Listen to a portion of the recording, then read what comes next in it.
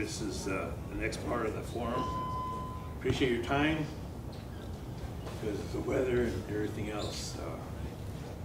But if I could, I want to ask Phil Tweagle here, just offer a prayer here, get us started in a good way.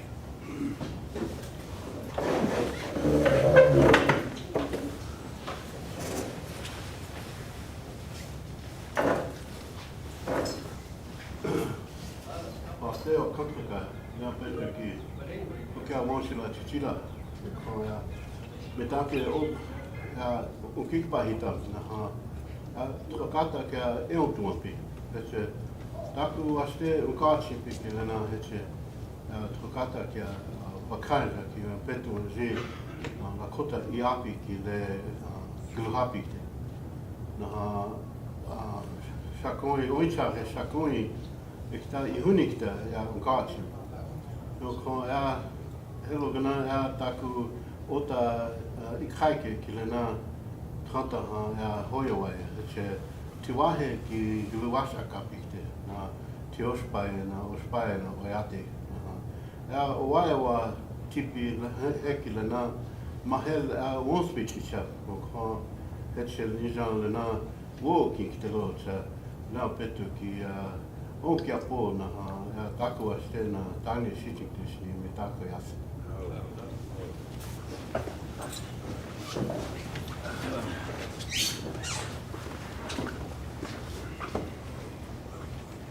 Kind of just set the backdrop of what we're going to do here today and tomorrow is, as most of you know, we've had 50 years of life here at St. English University, and a lot of changes then, and dealing with changes today. And while we're saddened with the loss of our leadership, we know that they're on the other side still guiding us today. We've had these forums before, and the university has gathered up quite a bit from what the community says we need to be doing.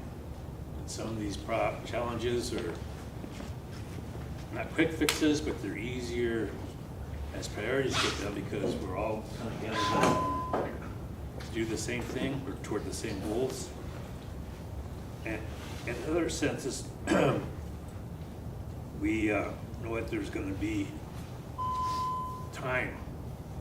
So we talk about celebrating the next 50, and that just happens to be a benchmark for the university.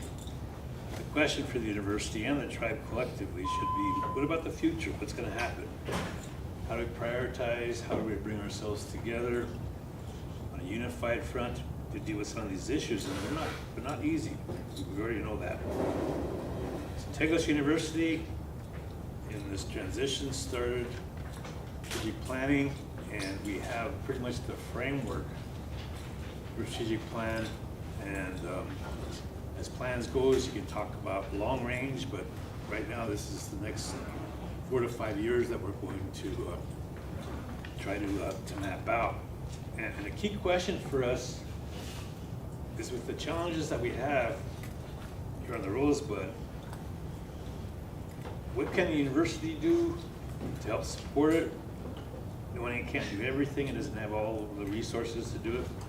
On the other hand, we got local studies, we got people here, leadership, good leadership here. And so how do we move forward in a new chapter? And with the new chapter comes changes. I want to commend our young people. Had some young leaders step up because we've lost, again, elders and those gatekeepers from the past. And they're stepping up to the plate. It's hard to predict the future. I think, not to give any more credit to the pandemic, but the pandemic really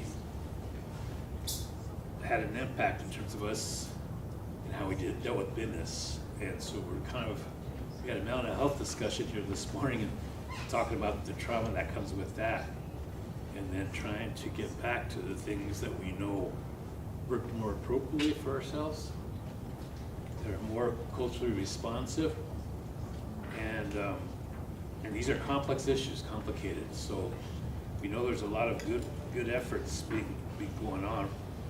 And even, if you would, excuse me, even the difference in positions. So Phil and I are having a discussion, and so what do you think? What do you think? And it's going to have to be by consensus. We all come from different life experiences, and so have different references. Some are non-fluid, myself included, and yet we have fluid speakers, and we have people that are willing to support us.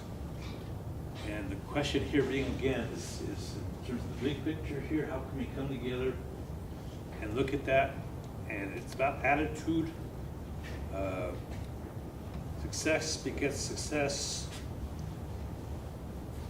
Negative energy presents negative energy. So I want to be optimistic about the future.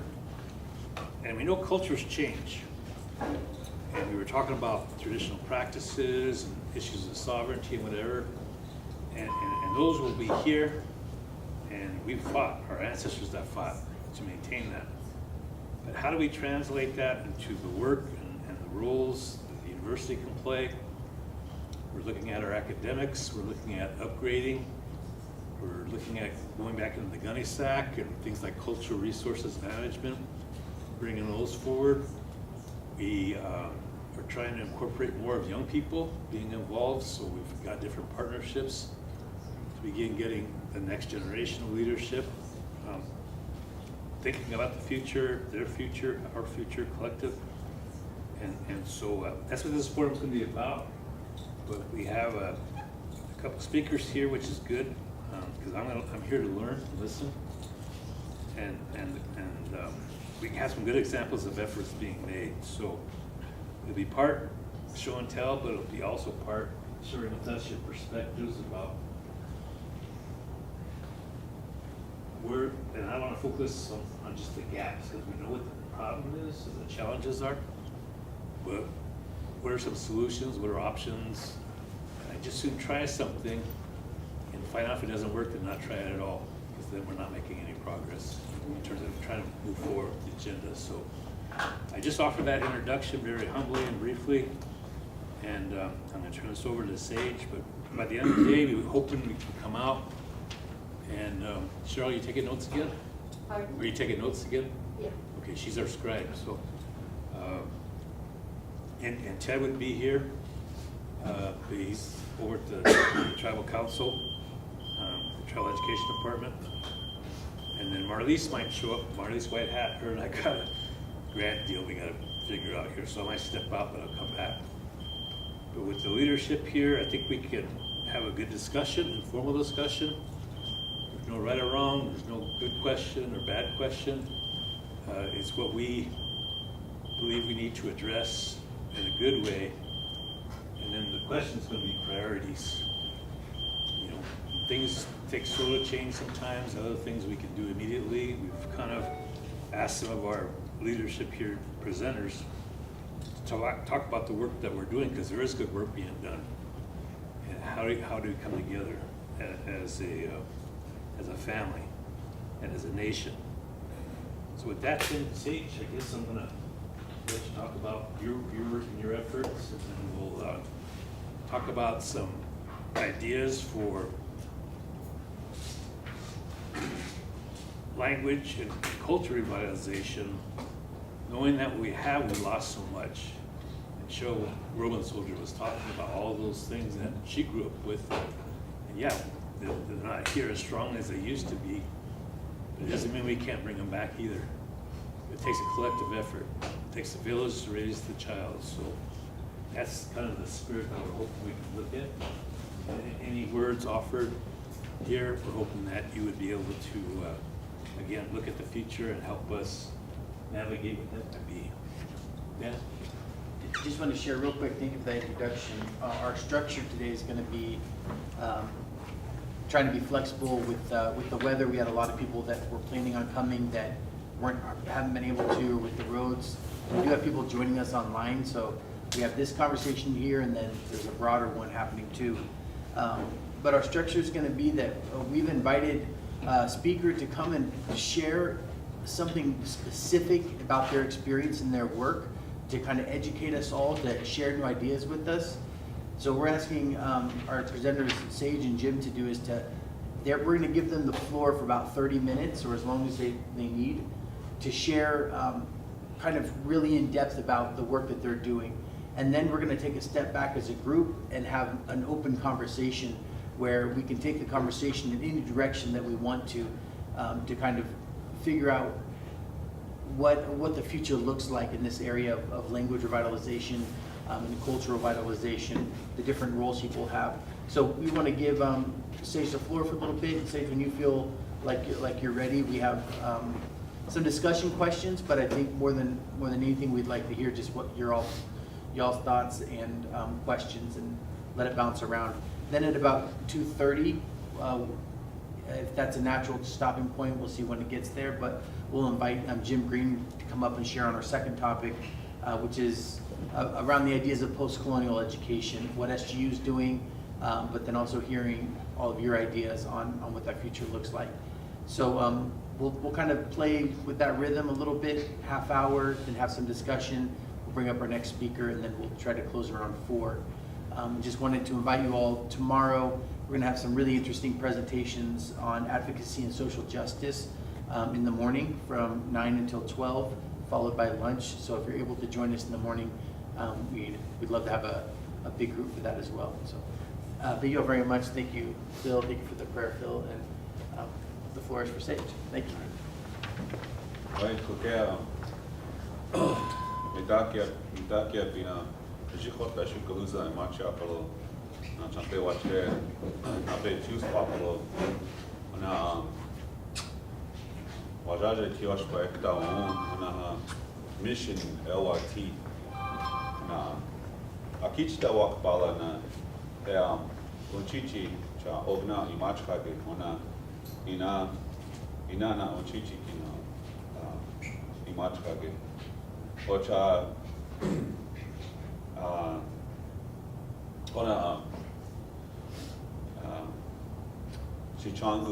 chichangu ko washi chamu ona wakanji ki kokekchi onspe otina ki onspe ikhacha hemacha oche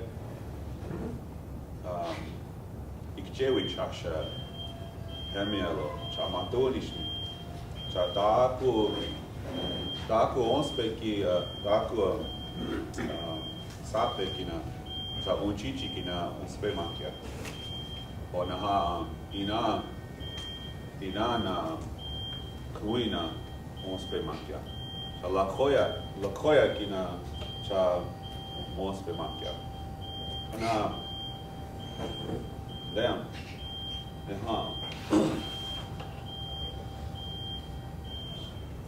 well then Cheryl Medearis the SGU na chim chahe wahio cha la khotia bikina iwoglaki so so my first relatives I'm Sage Vastog. I come from the mixed people, extended family members. I grew up in Soldier Creek with my grandmother, my mom, and my auntie. They're the ones who taught me what I know today. I forgot about my uncles too. They also taught me about if you want to be single, this is how you behave. So I watched them very carefully. And I learned to, so I'm married and I have 4 beautiful children that I raised with my wife. And I learned that through my parents, my grandmother. I always taught, I always socialized, work things through. My parents taught me, my grandma always taught me about life. They used to say, back then they said Indians, they always say Indian. So being Indian is hard. And I always wondered, well, why is that? But it's because you grow up a certain way in a culture that you're part of, and then there's a culture that you go into that it's hard to, and no matter what generation you come from, you're gonna be born into that. And it's how your family prepares you when you join, when you go into these different cultures that or your success is at, or how you deal with it, mentally, spiritually, emotionally, and even physically. So, in my journey that I'll share with you just a little bit is when I was a kid, before I went to, when I was a kid, me and my mother, we spoke with each other in Lakota. In my Chefba too, we had long hair. And it was believed that we had to cut our hair and that we to be successful in school. And so when I joined kindergarten, my hair was short. And I remember trying to learn how to speak English, read English, and you're lucky if you got a teacher that understood how to teach you how to read. Fundamentally, it was about how to read. And when you learn how to read English, well then you understood the concepts, because a lot of it was reading directions. And so for some of us that were in that classroom and our kindergarten, first, second grade, those are fundamental years for reading and writing. And it was a struggle. And now that I'm older and had been through a K-12 institute and then went through the university and understood the methods used to teaching reading, I now know that my teachers probably did not have the training because of their methods they used. And some of the methods were really old school. And I remember that because it grounded me that whenever I became a teacher, that I had to think like how I was in that classroom. How do I get children to understand? How do I get them to understand? And how do I know they understand? What tells me that they know they understand? And what am I looking at? What's verifying that? And in doing that, you naturally start to do assessments and evaluating your own progress and what you're doing. And actually, that's what you do in life anyway. You're going to eventually tie your shoes if you keep tripping over them. You're going to figure out how to knot them up, and you're going to figure out how to untie them the best so that you don't take a lot of time tying your shoes, untying your shoes. You figure out the most efficient, quickest way to get it done, but you always look for the most efficient way to do it. So I just want to share with you that in looking at where is Rosebud going, where is Sichangu going, where is the Sichangu people going, which direction are we going with language, from what we know, what we grew up with, and where we're heading right now, and looking at everything in between, the 40 to 50 years in between that space there. And I hear two things that are always shared, that's shared in public or in meetings, is where Lakota belongs. Some say it's in the school, some say it's in the home. And if you look back and you throw that up and if you can imagine a picture of if it belongs in the home and it don't belong in the school, then how is the school going to be successful and relevant to the people it's serving if it's Lakota speakers, or if it's another group, if it's Blackfeet? How is that school going to be relevant if it doesn't even utilize the language of the people that it's serving? Schools that are successful actually bring in the community and help that school look like the people that it serves, and actually sound like it, and actually use their values. That's how they're able to adapt and acculturate to it. So, does it belong in a school? Yes. But how much time does language use in a school? I'm also a board member of Todd County School District. I also worked at Todd County School District. I went and graduated from St. Francis Indian School. Reflecting back of how much time you had Lakota studies or language during a day, and you add that up within 9 weeks.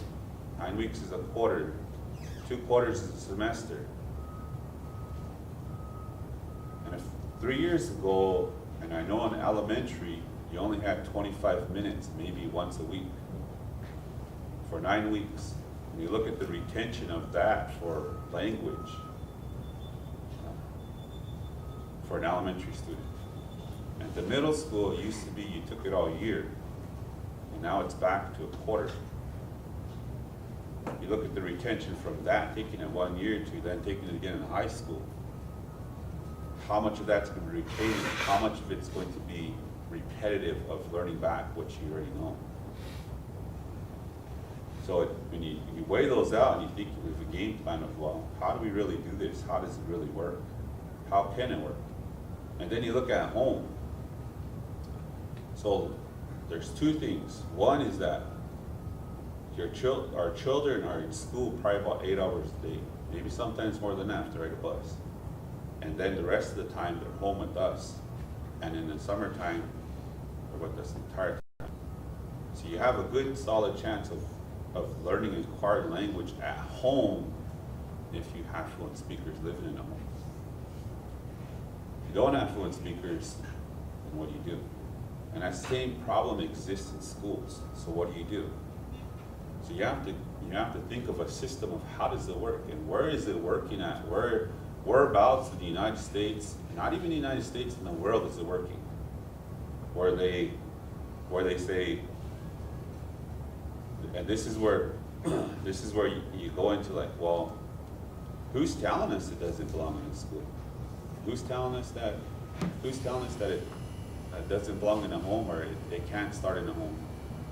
And you start to think outside the box. You start to think like, okay, well, how do we get this started? Well, if you look at civilizations are brought together by your geography, your religion, your politics, your government, and your economy. Well, historically, our economy was buffalo. We didn't depend on nobody, never had to depend on nobody because we were good at hunting, and that was our state sustainability. We didn't have to seek out any federal funding or state funding to sustain ourselves. We just went out and hunted, and that's how we built our homes. That's how we had good nutrition. That's how we developed our palate to be strong-minded, and it took care of our health. And then we had good social skills. We know how to get along with other tribes, and it allowed us to be a strong nation. So it means that we fundamentally have that structure there. So thinking of that and looking at the current system and evaluating, is this system changing yet? What's telling us that this public education or this BIE education is changing?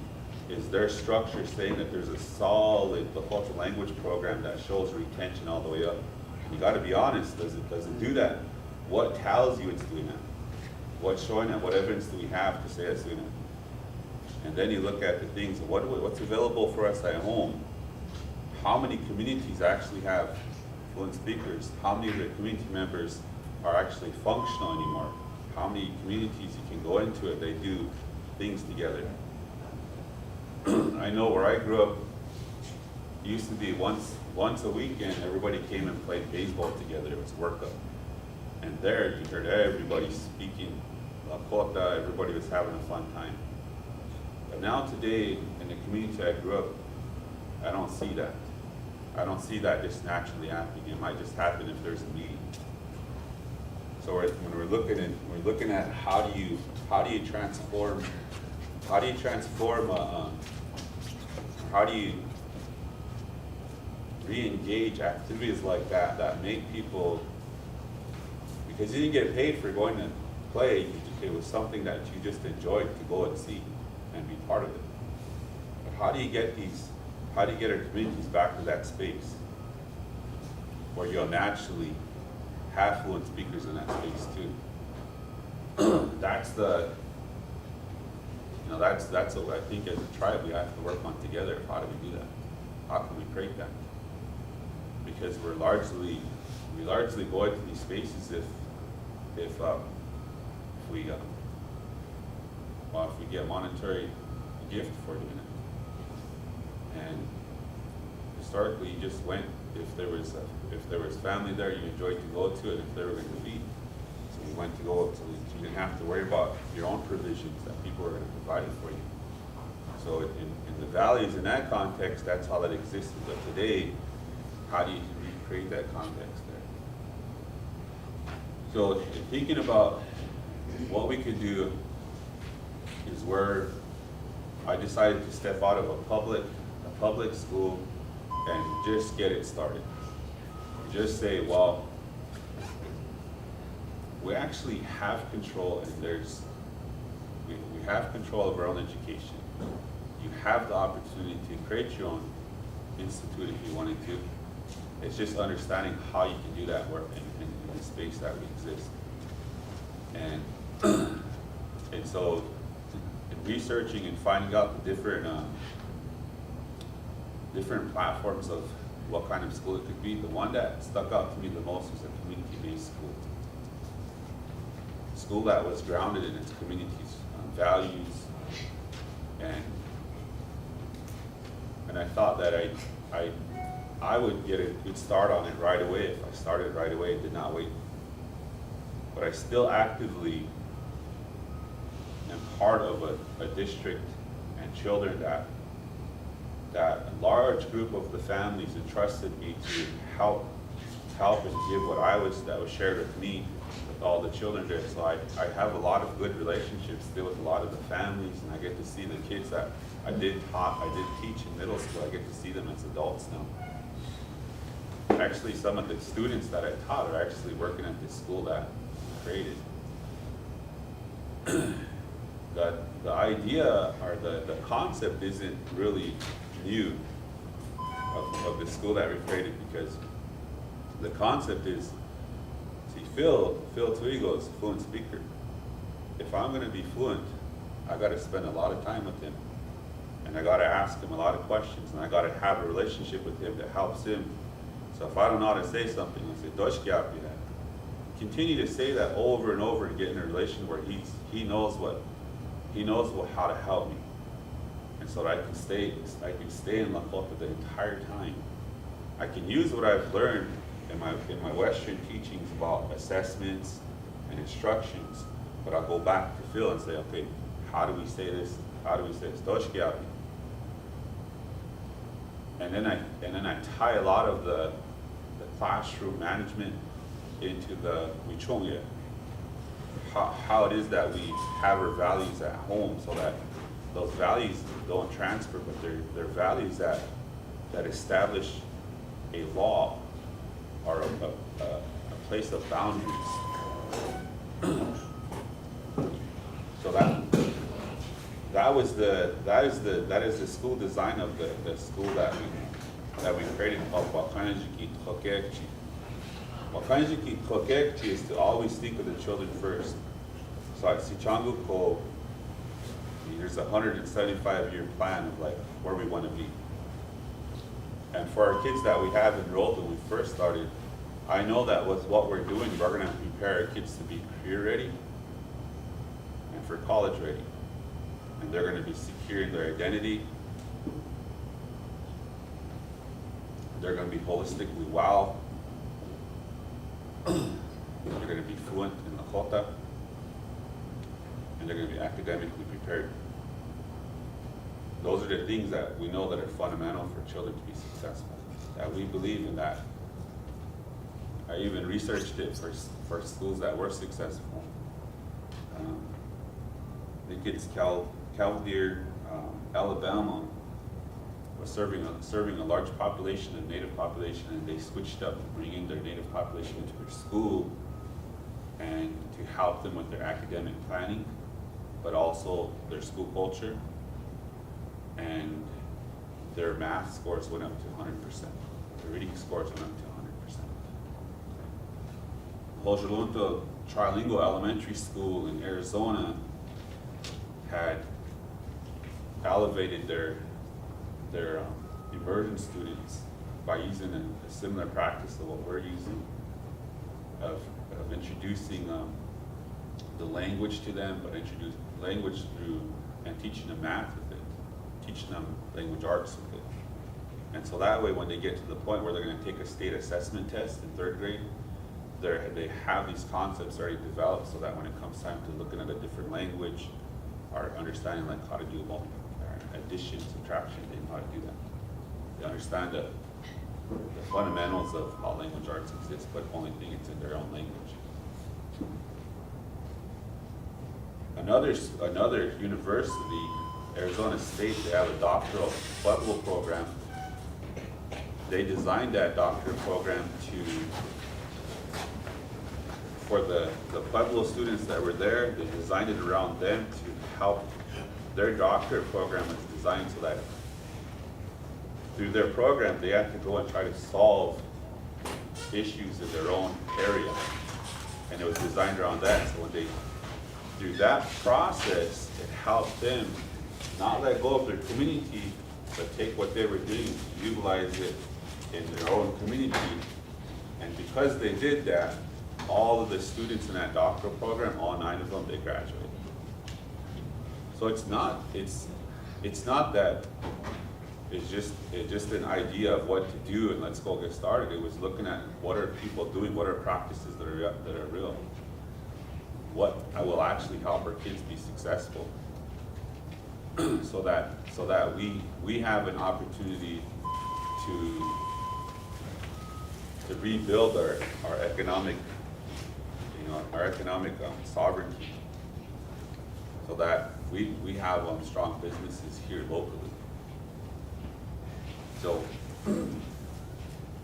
thinking of that and where we're at today with what Kanjiki took at you, when I first was thinking about opening the school, I thought about the material I'm gonna need, and I thought about, well, how do we pay for a school? How do you pay for a school? And that was always the question. Sustainability. Are you going to be a one-off program? You're going to go for a few years and boom, you're gone? Are you a grant-run program, so you're done in 3 years and that's it? You spark up the community and then it goes away. These are real issues that other people have tried before. And so we're on our 3rd year now. We're on our 3rd year and we're going to establish a K-5 elementary. We are a accreditation candidate from the Commission of Ocheti Shakowin Accreditation, which is equivalent to the South Dakota's accreditation. The only thing that's different, if you look at their accreditation manuals, is that the COSA intentionally includes culture and history of the Ocheti Shakowin people and their accreditation guide. So if we did that, then that would give us an opportunity to have state money to be sustainable. But when we do that and we go in that direction, you have to ask the question is if we go in that direction, how much is the state going to control what we're doing in our school? Or is it going to take away what we're able to do in our school? Those are the things that public schools have to work with. And the same thing with the federal government. These are all the things that are happening in creating a school design plan and thinking about the legality part of it, sustainability, legality part of the accountability of, are we meeting state standards? So in creating this whole school, there's a lot of feedback I got about, well, they said this is more of a Western thought. We don't do it like this. And I was thinking about it, and I was like, okay, but we all came here in a car. We all have jackets on. We all have shoes on. We all have a way of how we wear our hair today, even to what we do. But it's about our adaptability. And I thought about the Zuya, when young men went on the Zuya. They came out and they see things in that direction, they came back with new words to describe something. So, in thinking about that had to adapt. You had to adapt to get to a place of understanding what was around us, but also if you were going to bring new information back, or new, even new words. How do you describe the glaciers over there that you're not going to see everything? How do you describe the pueblos living down there? How do you describe even the Maca down there way in South America? How do you describe the living down there, and you come back over here into this geographic area? So looking in our language to see, in our language, do we have language to describe the different geographical areas in our area, in the bioregion? And if you look at it, you'll discover that we do have the language to describe. And so, in thinking about it, like, okay, well, there needs to be more time in working with the community when you bring them into the school. It's like, what do you mean by it's too Western? Where maybe it's the reading and the writing part of it, okay? So, but we can't let that go if we move forward, if we want it to be academically prepared. That's important. Well, the speaking part is the traditional part, because it's the oral language we pass down. So that's important. So you have to make sure that exists in the school. So how do you create that so it's not like what we think of, like, well, I'm gonna go to my language class. After that, I'm gonna go to my history class. My history class there's not gonna be language in there, because that's not my language class. So actually, when you go into your class where you're learning language arts, you're reading a book. It's all in Lakota. And you're learning the grammar by speaking. You're not quite learning grammar yet, but you're learning what the structure of a sentence by watching and hearing what comes first. So like today, like Petikile, Macha, Wang,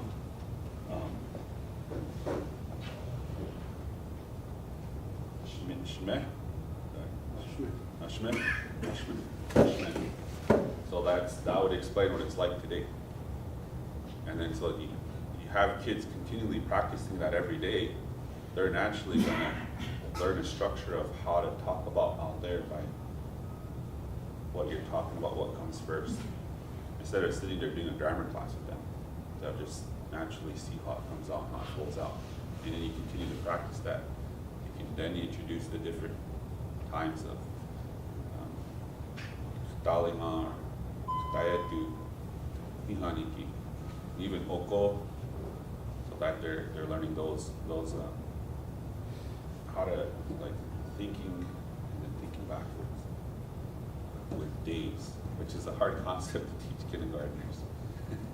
But it's fun. It's a hard concept, but it's fun. And, I guess I spent a lot of my time just talking with you, but just wanted to share that with you.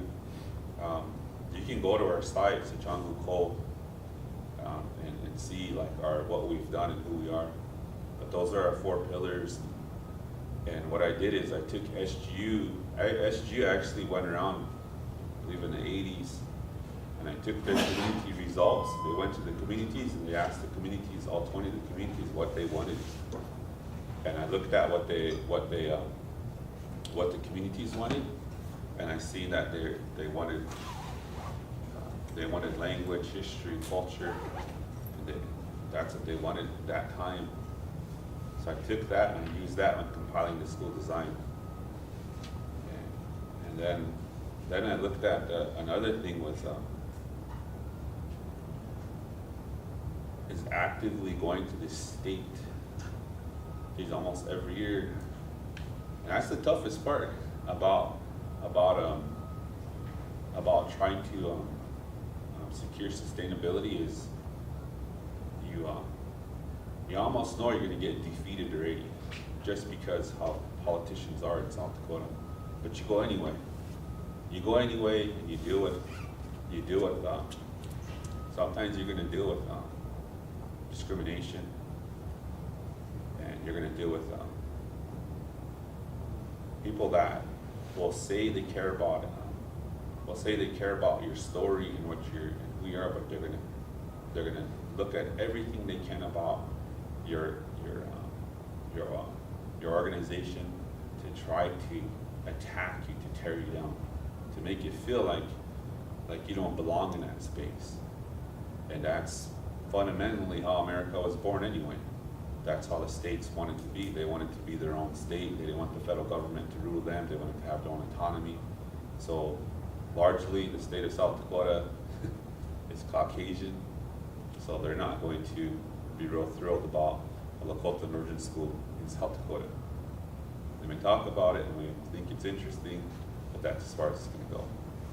And that's the experience that we continue to experience until we do get our relatives that are up there to think about us as relatives too, and to give us an opportunity. But they'll go into their own ideas about how schools are funded, and we're actually underfunded even at our large district here at Todd County because of the way the system is written up today. So they'll say that if they fund our school, we'll be taking money away from the public school, as if the money belonged to these larger institutions. When in reality, it's supposed to follow the student. It's supposed to follow the student, and that should be the students that should follow them when they go to different institutions. You see, if we get more of our people understanding that process there, you understand how the monies funds our schools that we have, and that the more voice you have, the more advocacy of how you want your institute to improve, the more power that the people have actually of transforming the schools. And that's part of what kinds of people get you to is because that's part of securing them in their identity, is being able to talk about and overcome what we're born into. So we're not all born into, largely we're born into a state of where we're at today, where it felt like, I think from my journey here at SGU and thinking I could even be a teacher, and I thought it was a dream. Didn't really think I'd be a teacher, but I love to show my brothers and sisters how to cook and how to open up stuff. I love teaching them how to do that stuff, but never thought I'd be a teacher. And then went into the classroom, and then actually graduated, got a certificate, and I said, I'm actually going to be a teacher. I'm actually going to be a teacher. That was powerful because you overcome what you think you can't do because of what you're born into. But with a lot of support and push, you get there. And that's what this institution was able to do for me. That's what SGU, St. Nicholas University, was able to do for me. And then the next level of like, sometimes I sit in my space. First, we started out our school year online, and then the next day we got into a building that we partnered with the Boys and Girls Club of Rosebud. We were in there, and now we're in our own building in Main Street of Mission, and I sit there and I think, this is actually a school, and I'm in charge. Holy smokes! And I get nervous. I get nervous because it's a tremendous responsibility. And I think I think of it as I call it medicine. I don't know how I would say that if I was to describe like the feelings you get from teaching somebody, or the feelings you get for providing a space for someone that to really like when they're learning and they get excited about it, you provide that space for them. That's what really gives me a lot of energy when I'm in that space where like with a whole lot of responsibility and thinking about what direction we're gonna go, and I see the students like speaking Lakota, doing math in Lakota, like responding back to you, and then thinking and reading Lakota and sitting back and engaging it, and then watching the kids sing the song, and they understand what it is, and then giving that space and really watching student-centered learning going on in that space, and you're standing back as a coach, and then thinking of like, is this what they wanted? Is this what how it's supposed to be? So, and then we, as far as like how do we engage the families and the community, we came upon a federal grant with a partner that we're no longer partners with, and thankfully we didn't like give it up or stand back, and we reached out to SGU, and I said we still need to do this institute, and we did a methods course, we did a language 1 course this past summer, and one of the students actually through that was able to get their language certificate through the state. But given opportunities like that, one of our staff members even joined there and got to do practice in that space too. So creating those opportunities so that you have a system in place where then there's continual practice and they can get credit for it to get a certificate to teach Lakota language. But also the practice to even go further and go get a teaching background in early childhood education or elementary education. So that they have the credentials and backgrounds for it in this space right here where it belongs to. That's part of the school design. And then additionally we have language weekends. I'm trying to be cautious about Summer Institute and language weekends because our former partners coined those names now, so got to think of different ways to say it. So I thought about like the Summer Moon Institute Day, or the end of the something for that weekend of how do we do this? How do we do this so that the language weekend that's going to be coming up in next month, it's going to be in Spring Creek, and there we'll have fluent speakers come in and they'll present on what they're really good at. I call that their own bundle. They'll present about whether it's songs or stories or wedge about life, and then in the other half of the session, I'll work with them about if we have educators in the room, our community members, about how to use it, how to take it, make a lesson plan out of it, how to take it and make an activity out of it for your community or for just something you do at home. Okay? So that's the strategy, and then we just want to get better at it so that here locally. So and then we'll do that. We got 3 more to do, and we're going to do that for the next 4 years of making sure we're getting those spaces like that. We'll eventually make it back here to Mission again too, Amble community. We'll go to St. Francis, and then Rosebud. But we did in Hedog. So those are some of the things that we've done and took on to try to put Lakota in the spaces that it belongs. So, and I don't know everything, and probably I'm not the smartest guy in the world, so it takes a lot of teamwork and a lot of help to get to these spaces. And I learned a lot from previous efforts and ongoing efforts that are today to help sustain the movement. There's a lot of things I can share with you too about like what we're doing in the school already with sovereignty, economic sovereignty. One is teaching the kids how to do a buffalo harvest, and then bringing their families and how to do a buffalo harvest, so that buffalo becomes something that's relevant to us today. Because you have to acquire the taste, but you also have to know how to assemble a team to butcher buffalo. You have to assemble a team to know how to prepare the meat and what to do with it. It's a whole process that, when it's all put together, it helps sustain that knowledge and that practice. So other than that, I don't see very much hides hanging out in yards. So that's a good assessment of looking if we're still doing that practice. Okay. I'll just yield right there for any discussion.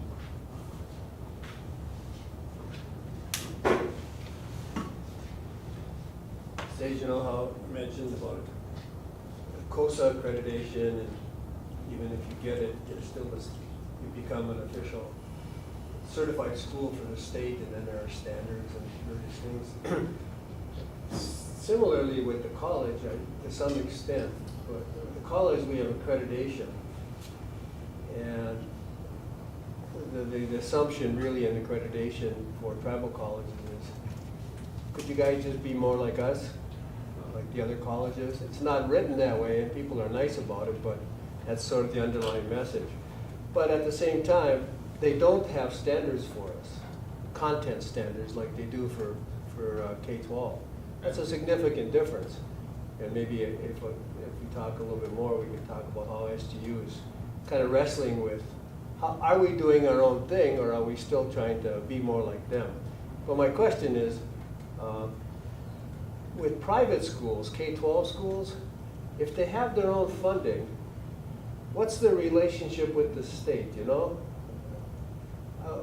Phil and I were talking a little bit at lunch about economics being so important for the tribe. And if you have economics functioning well, you've got that element of profit.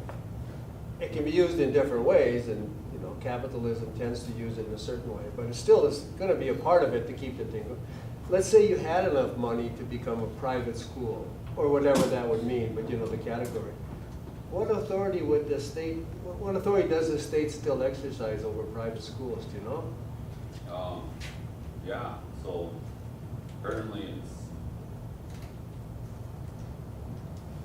they just require you have a birth certificate, and it's optional for immunization records, and then you take the standard testing at 3rd grade, and for private schools. And then other than that, you have to have at least one teacher per 20, I think it's 20, maybe wrong with the number, but 24 students is the maximum you can have as homeschool, considered kind of homeschool technically. But in that ratio there, if you have more than that and there's only one person actually doing that, you don't have to have a certified teacher to be in that state. Or you don't have to have a certified teacher if you're doing it like that as a private school. Which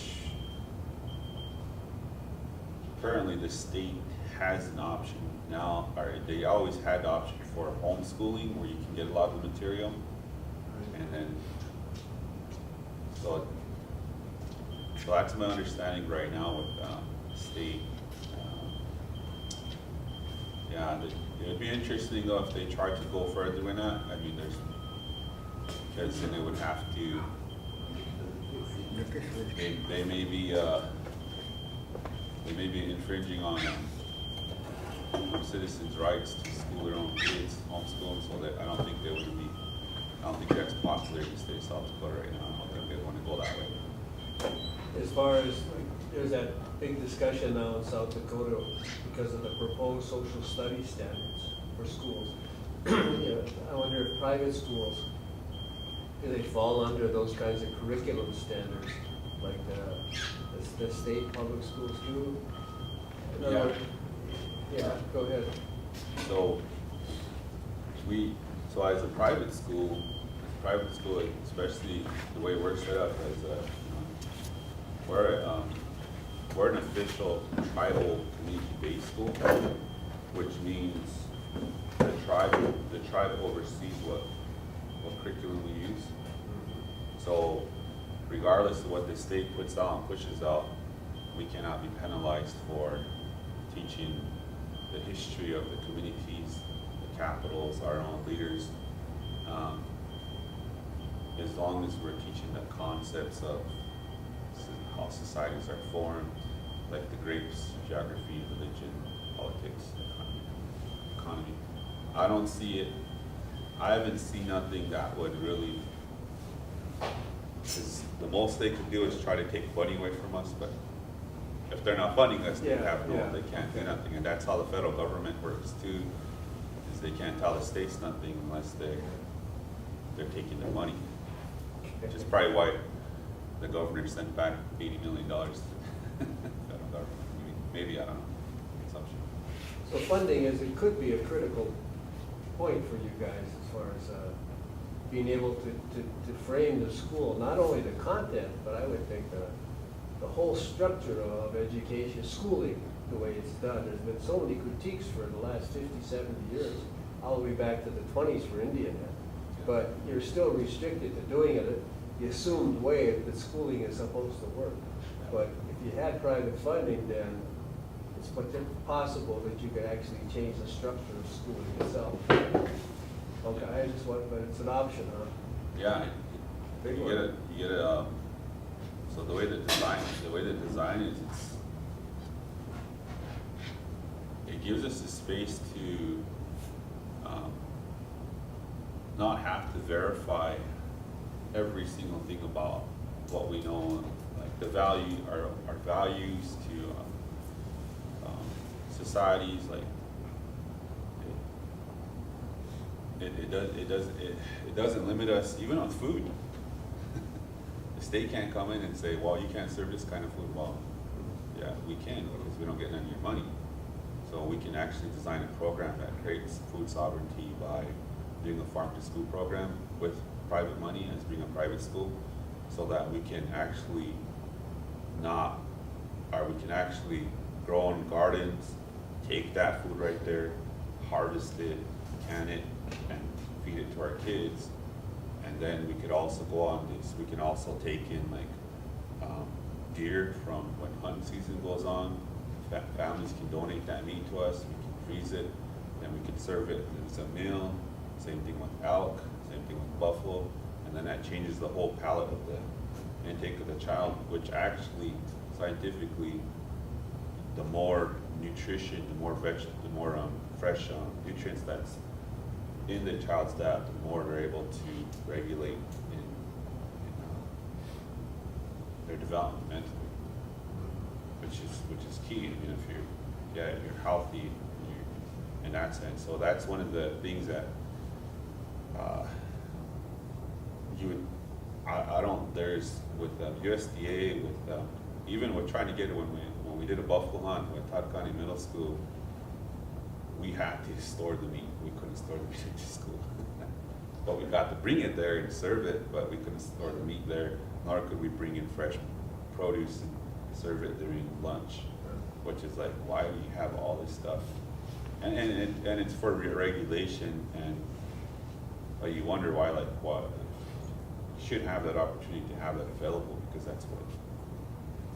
So having a private school allows you to, and with private funding allows you to be in those spaces where you know it's good for your kids if you do that process there.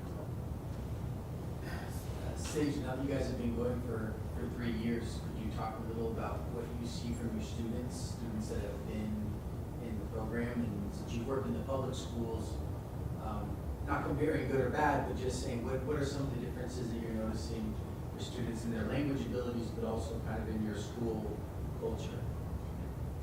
Well, with the food, the kids are really selecting like what they eat. They're cognizant of what to eat, and they will try more vegetables now.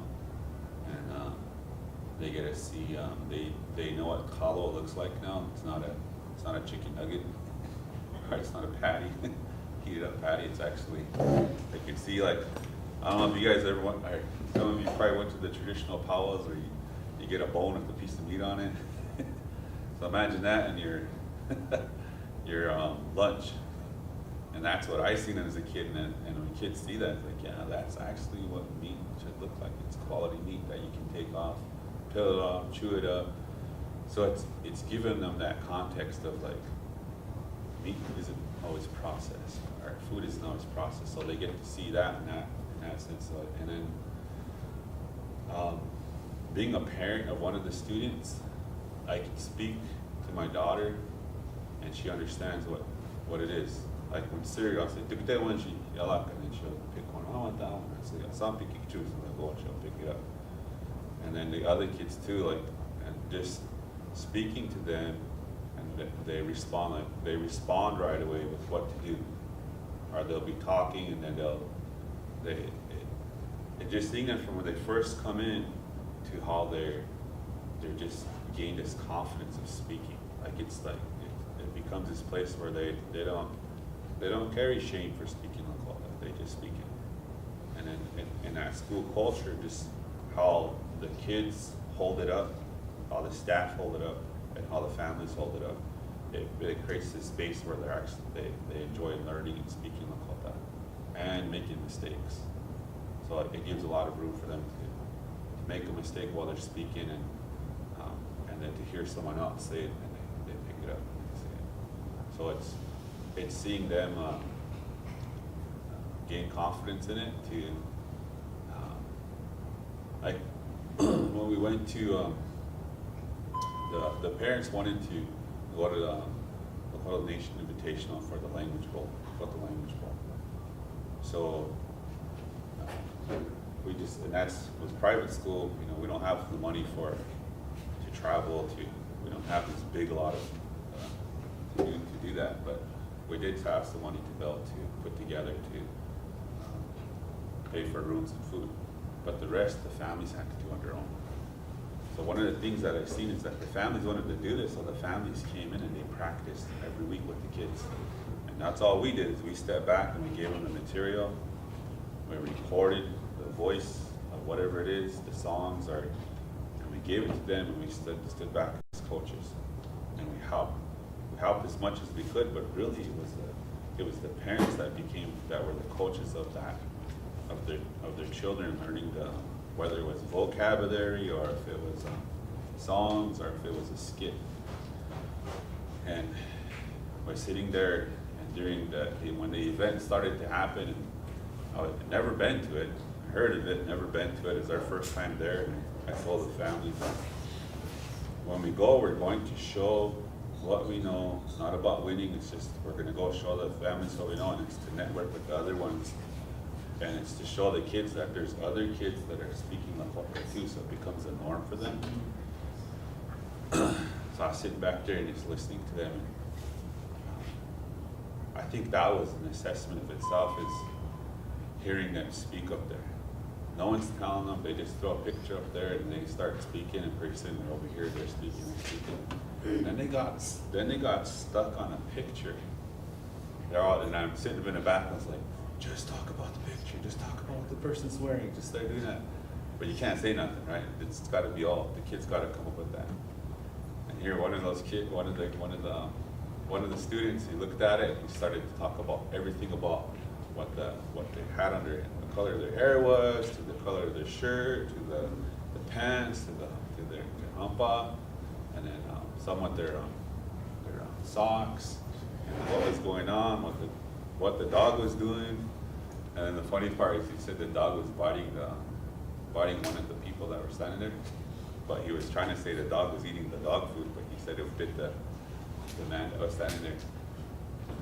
That was like, if I was to say a victory or a small victory, I would say that was the moment of just hearing them. Because once he did that, the rest of the kids, it's like it opened up a door in their minds, and they looked at it and they just attacked it. It was like starting talking about it more, and pretty soon they're like saying, I didn't like the picture of the little bitty guys with the war bonnets dancing around and thing. I was like, I don't know about that one, but that was my own opinion. But and if the kids are just looking at, oh, hi, Peta, Wachi, and then pretty soon one of them,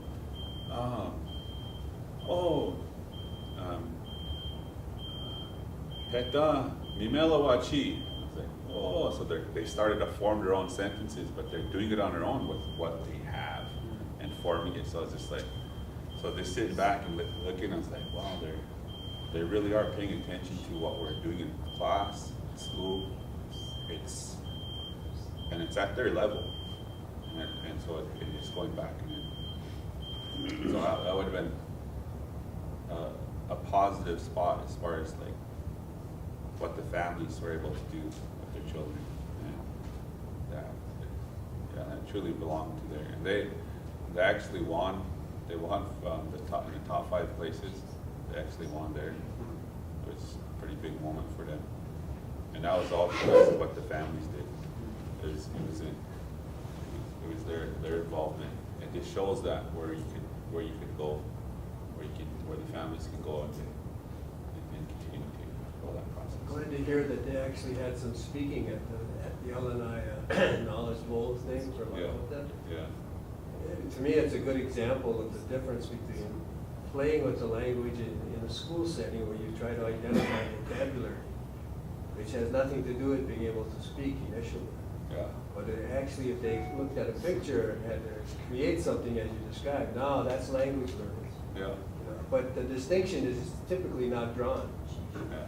You know, you go to language classes, and it's kind of translation and vocabulary and languages and vocabulary. So I'm glad to hear that. What's the sense you have of, there's this big discussion now in the United States in particular with the failure of the typical reading program. The balanced reading program is 60% of schools, maybe more, have been using. So they're really looking at that. One of the things I notice is they play school with reading, teaching reading, and it's most of the 75% of the kids in special ed are there because of the poor reading. It's not because of learning difficulties. It's a failure to learn how to read. And our sense is that reading is tied to your ability to speak, and typically that connection is not made, so kids do decoding and guessing and pictures, which is all a part of it, but until they realize that reading is just a form of speaking for the writer, it's not natural to them. So let's say, for example, would you guys consider, because all your kids are English speakers as first language, what if they learn to read English? Would you consider that a stumbling block to your goals of reading Lakota? Or would you try to make them read Lakota and then hopefully it'll translate to English? What's been your experience with that? Yeah, so that's a really good question, because one of the requirements for kids to enroll in the school is that their parents have to read to them 20 minutes a day English books. Oh, okay. So they're able to sustain their fluency in English. And then we actually have a student that already, she came in as a kindergartner, but already can read English. And when introduced her to these whole new different symbols that are not different, they're actually still English letters, she decoded them right away. And so she's able to read a book or the smaller books that we have. And then what I would say with the actual language learning of like going outside and talking about what's happening out there, and then going back and writing it down and doing that every day, and then giving them different because days change, and then how to describe each day, whether it's colder one day, or if there's more clouds out one day, or if there's a lot of clouds out. But just giving them that space when they're reading it, saying it, but they know how to form the sentence, but they'll say it fluently, meaning in reading, if you're reading fluently, it means that you're reading from your own personal way, your own voice, and that's to me is what reading is to be able to read at your own voice, so you engage the people you're reading to, and then it becomes a joy for you, and a joy for the person that's listening. So to get to that space, you have to have fluency reading. So, and that's one training, like with fluent speakers, is how many fluent speakers know how many can read a passage, and then read it fluently, and then look at the text, and then read it again, so that when they're reading it, it sounds like they're speaking, and so they can engage, and so that would continue to capture their voice, and so that's all they're doing is they're writing down what they're saying. And at that level of fluency of reading and or just basically reading, I wasn't say writing, but that is my experience is it engages the student, and the student it comes back to that space because that time they're enjoying reading and being expressive. And usually those are only like 15 minutes at the most in that type of reading situation. But there's the other part of like what you're talking about, decoding. That one's the art you have to get down with. Like, how we do it is we don't tell them the letter A is, this is A, this is B, this is C with the dot above it, or C with the B say. We just say, ah, and we show them a picture of it. But, show them a picture of it. Ch, show them a picture of it. And then we put them, and then when they're going through, and this is something I learned from you, that naturally what a consonant is putting your, so instead of saying this is a buh and a going like this, that's all I do is say buh, buh, buh, buh, buh. Start teaching them that method, and they're looking at it, so when you're reading blends, like buh, ben, B. They're nonsense words because they don't mean nothing in Lakota yet. Some of them may, if you get to ma, even ah is a word, but for the most part, you're just teaching them to go through that repetitive drill of just being able to read it. And then it's patience. It's patience a lot because you don't want to tell the student, you want them to be able to figure out how to do it. And within that time, you're not going to give them a whole hour to do it. You may give them like 5 minutes in increment to see how well they're doing with it. Because then it comes back to what are they understanding about the model you're showing them. So that's what I found success in the kids being able to read was to be able to say the sounds, that, and then color coding the words by syllables, so that the kids are able to read it there. Is there some English reading though in the school? No. Okay. That was my question only because as you described the reading experience, a person can learn to decode Lakota or English or Chinese. But to become a fluent reader, as you described, as you're making the sounds that the letters that are associated with the letters, the reading comes into play when you recognize that sound you're making is a word you use when you talk. So that the kids who, I saw him hit the ball, they're decoding.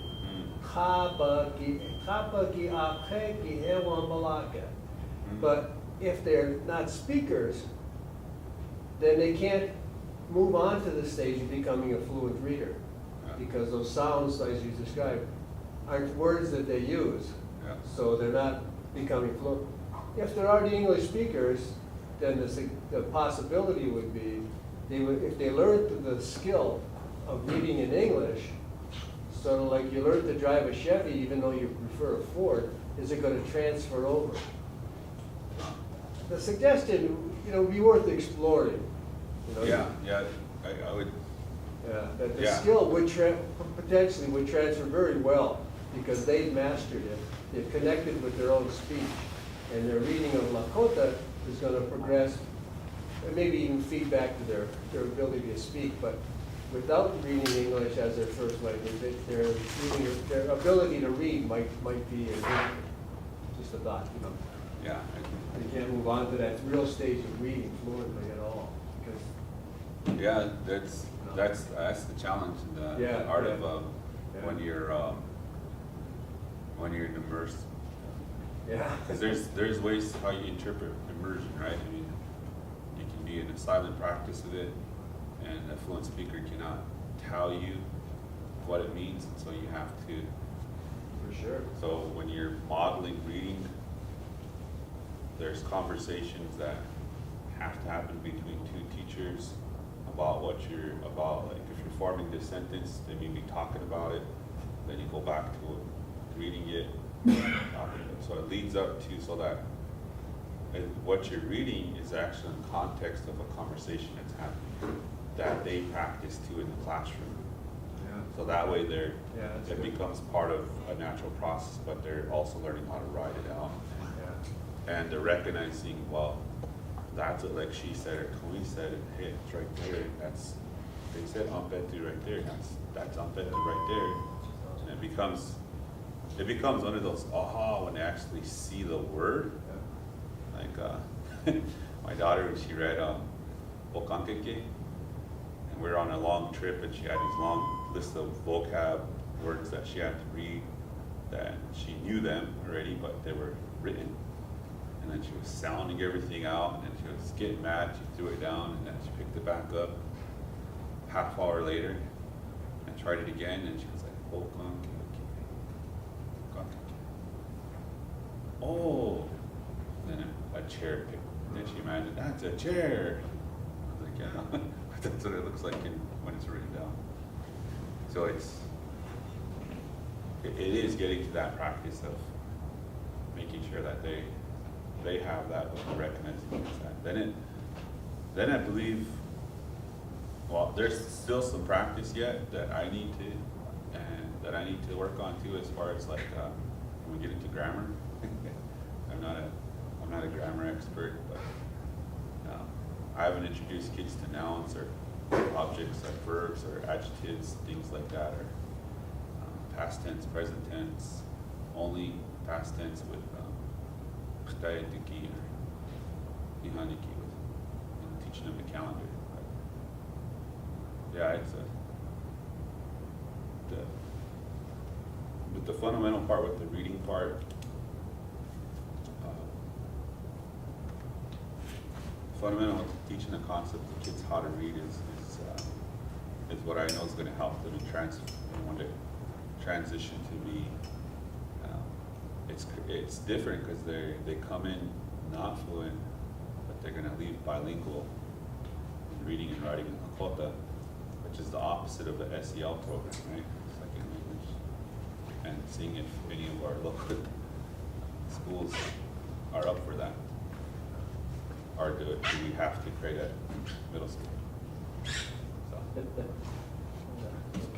but those are true things that we have to consider. You most of fifth grades? Yeah. We don't take fifth graders now, though. We're just gonna, and we're only gonna enroll kindergartners each year, and then Oh, you work up? yeah, we'll work up that way until we get a K-5, and that way they have a chance to go through the entire program too. But we have taken in first graders last year, and we got them because they had a background in reading. They're able to catch up. Be interesting to see when they hit sixth grade or fifth grade, sixth grade. When they do those standardized tests to see how well they do. Do you guys do the standardized tests, or are you required to do them?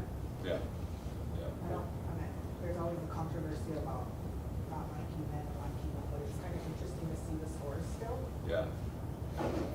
So we're hoping our kids test on level or above. We know that our partner school that we work with, Red Cloud Indian School, they shifted their elementary to all Lakota immersion. They, when we first were partners with them, they just had the kindergarten class, and they had their original class that was founded through a daycare program, and then got intercepted with Thunder Valley language initiative, then it went to Red Cloud. Those kids that were in that program, when they became third graders, they took this state test, and they tested at on level with their peers, and a couple points better, and maybe a couple points behind their peers that were receiving an all English instructions. So those are the methods I paid attention to. Like, well, if you're able to do that, then because I was worried. That's one of the concerns. What are we doing? And so before we started out, I was just looking at that, how they did that. Well, even the students that aren't in the Lakota immersion, they don't test well anyway, you know what I mean? We all know they're behind. Yeah. The majority of them are behind in the national level, Yeah. even behind in the state level, so if you could see that gain, that's really good. Yeah. I hope everyone sees it that way, because I feel like I feel like our school's like the kid that's on the bench that only gets 30 seconds to play, you know, jumps out and he's got all this pressure to do the best he can because he only has that, otherwise he gets thrown back on the bench again. So you get into that space to actually practice your skills. We don't get the opportunities as the ones that are out there that been doing it. So you have, or like you said, the students that been, or the schools that been in practice, but with our test rates still the way they are over the years, have continued to get their funding, continue to operate, and then there's our school that's going to come in, and when we take our first test, we may receive a lot of criticism if we don't do well on it, but we haven't really had an opportunity to live a decade yet. But you could also take that, look at it, compare it to St. Francis Indian School, White River, Town County, and, Yeah, you know, well, they're not doing any worse. yeah, They're doing better, or they're not, you know, they're right, they're staying the same. yeah. So hopefully they're doing better. I hope people look at it that way they give us a chance to grow and make mistakes. But But look at all the years that we've had this education system, and we're still not doing well in it, so. A couple studies that I read about, some Southwest tribes doing similar language immersion, and they had that same fear, that same cycle, but they found that the third graders scored about the same or maybe a little lower on the English portions, which is amazing because they're not getting English instruction, but they're still doing that. But that as the years went on, those kids that had a foundation in their language and learned math originally in their language, learned different concepts in their original language, that they ended up scoring better and better down the road too. So for me, the third grade checkpoint is like, it's fine, but that's not the whole story. The whole story is going to be how the positive effects this has on students all the way down the road. If people have to have that perspective too. yeah, our main goal is to get the kids to speak, sustain the language. I was the one things that I with the school is to get our kids to speak, and then to have a place that really honors that, and so that our kids. So it does belong in school, is what I'm saying. It does belong in school, and it belongs at home, and finding that avenue of how it belongs in schools is what we're proving, that it does belong in schools, and it does belong in home because it's part of what we are, but it's also our effort to take what we're born into and to make it back into basically taking our spaces back. Taking our spaces back that we were told we couldn't have, and whether it was through federal policies, then that changed, and that left us to where we're at, to state laws, and that left us where we're at, to taking what we got right now and transforming it into what we can have today. Anyways. So that's the. It's kind of funny how Sioux Falls can have a Spanish immersion school and their students are flourishing, and you see all these Washichu kids speaking Spanish. They have those clips sometimes on the news, you know, but when we're trying to implement our own language, then it's a big deal, you know, as a tribal nation. Yeah. That South Dakota things. Yeah. Yeah, that's what I'm just taking what other people have done before me and moving forward with it. And there's gonna be someone out there that's way better than me that's gonna come, and I want them to take it and do way better than I am. I'm hoping that with where we're at, you know, if there's anybody out there that we do need a building, a facility. One of the hardest things is China and starting a school is well, you need a facility and you need housing. So I was like, well, how do you do all that thing and you don't have a lot of infrastructure? And then like, wow, well, we've got to do marketing to build up these things to create sustainability. So I was like, wow, it's like the horses are back here and the wagons up there, trying to get the horses back up here so we can get moving. So being on the Tuck County School Board, they're not like, you can't get them on board to give you classrooms and have a classroom to go up as a meeting, or how do they? I think they support the school and would consider like taking it as part of one of their schools, like part of it inside their school. But it would just we'd have to ask how much do we want to let go from being in a public setting. We'll have to let go of our food program. Oh, yeah. We'll have to let go of what we're doing with the community. Still have to implement all of their standards and all that stuff, yeah. Some of this, like a lot of our lesson plans, our common course, our lesson plans in math and in reading are common core standards. So we meet those. We basically took a curriculum that we received, and what happened is they took that curriculum and they just translated all in Lakota. So if we use that curriculum to teach math, and we're meeting our standards. And then the other part is the Wotakwe, which is the center that holds all four of those pillars together. Is how do we teach like, not necessarily teach, but how do we demonstrate values? How do we lift up values that we see amongst the kids? And then how do we teach social skills that are relevant to the community they're in? And like buffalo harvest, like how do you teach that? And then like Binipi, or Amblechiapi, or Wangwachi, or throwing of the ball ceremony, or even the keeping of the spirit. How do we take those so that they're still part of, because naturally, when you think about it historically, those are all part of what your school growing up. And then what happened with the Fed laws, when they came about and they removed all that became no longer your schooling. So if you have these structures in place, then it sustains your wellness. Because then if you had these ceremonies in place and you're able to learn about them and how they would balance out your life, you would have a good wellness. You have good wellness. So in thinking of that, because we're born into an idea that, all right, that we go to the hospital for wellness, for medication for wellness. A lot of the wellness that when we grew up with, especially for like counseling, could have been from our auntie or uncle, our grandma and grandpa, and having that with them. And then also our knowledge for the plant base, how much of the plants that exist out there in our tribal land that we can see.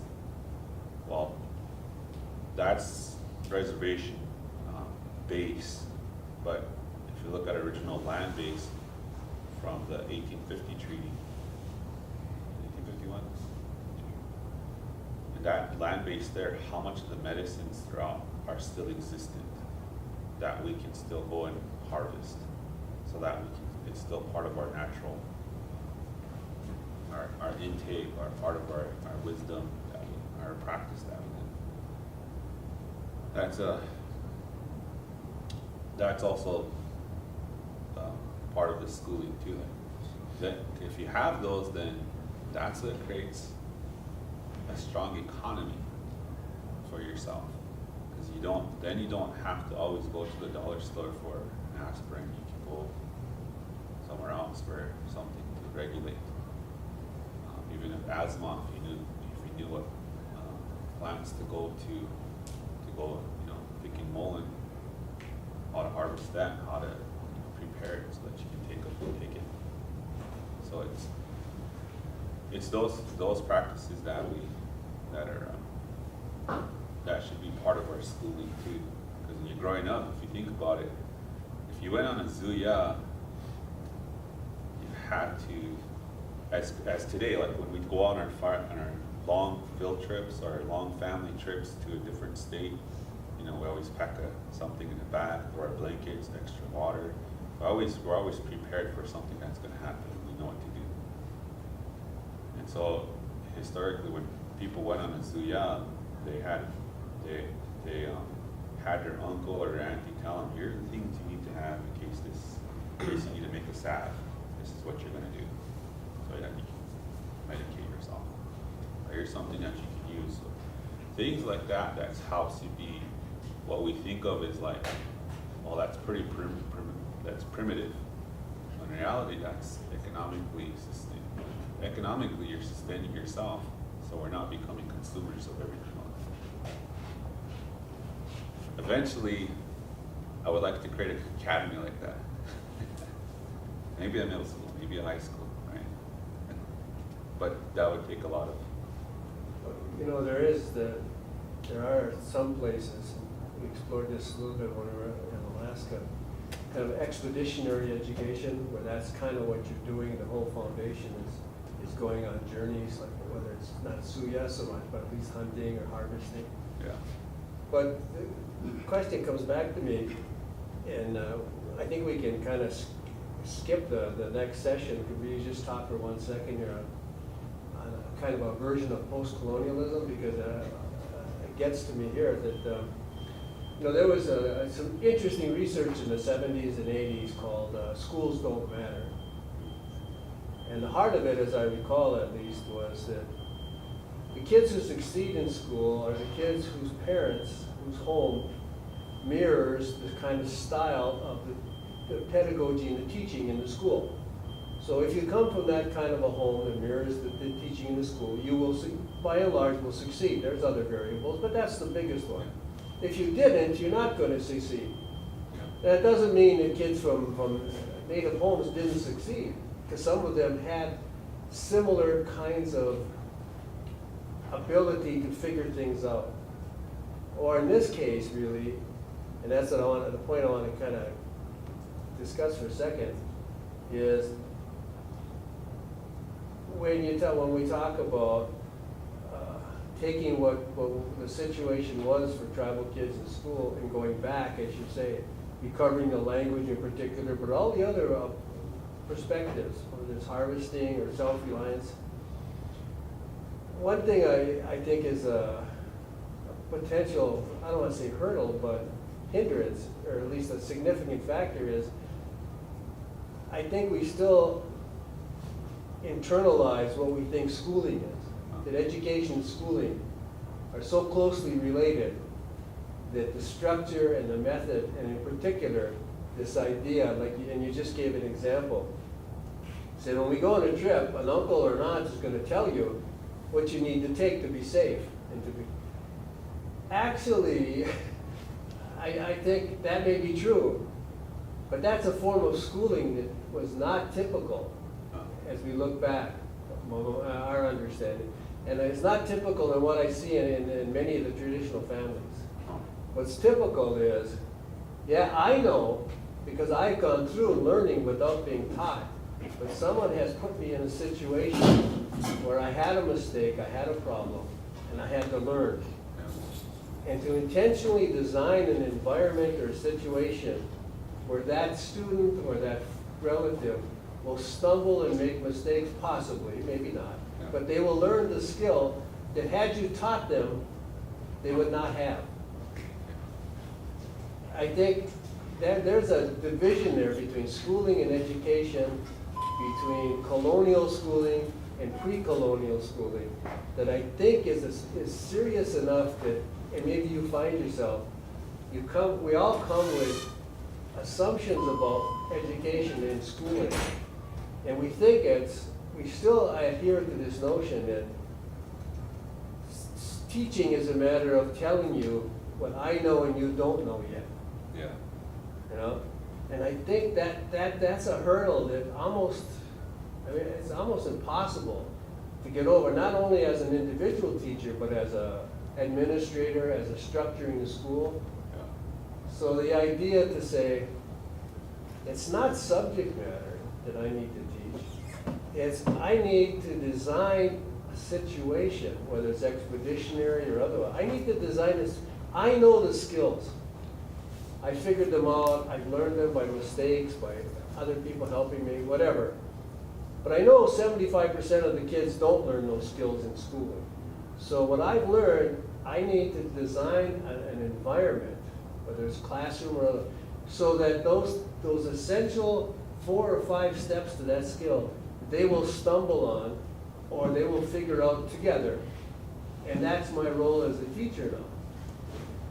I think that leads to what we're suggesting, to go back to a pre-colonial set of learning values, discover and take them seriously, even though it's a different time, but nonetheless, they persist in child raising. You know, this respect for learning, this I will not interfere with your life, I will not teach you directly, constantly. To take those values that persist and then jump over the colonial system, as you guys are building the opportunity to do it. You know, I think that we hear a lot about, and we're pretty familiar now with school as colonization. Just what it means, you know, I mean, it's verbal. We'd have to really tear it apart. But we say, so we need to decolonize, whatever that means. You know, like Cheryl will tell you, you can prepare these teachers at SDU all you want in terms of decolonizing. When they get to the school, that structure is going to overwhelm what they need, what they can do. So the suggestion for a post-colonial thing is to take those models seriously. In particular, how to relate kids to learning, not to you as a teacher, but as a relative, which is not a teacher perhaps. And then jump over that colonial model rather than spend your time decolonizing it. Not that you know, that's not a fact.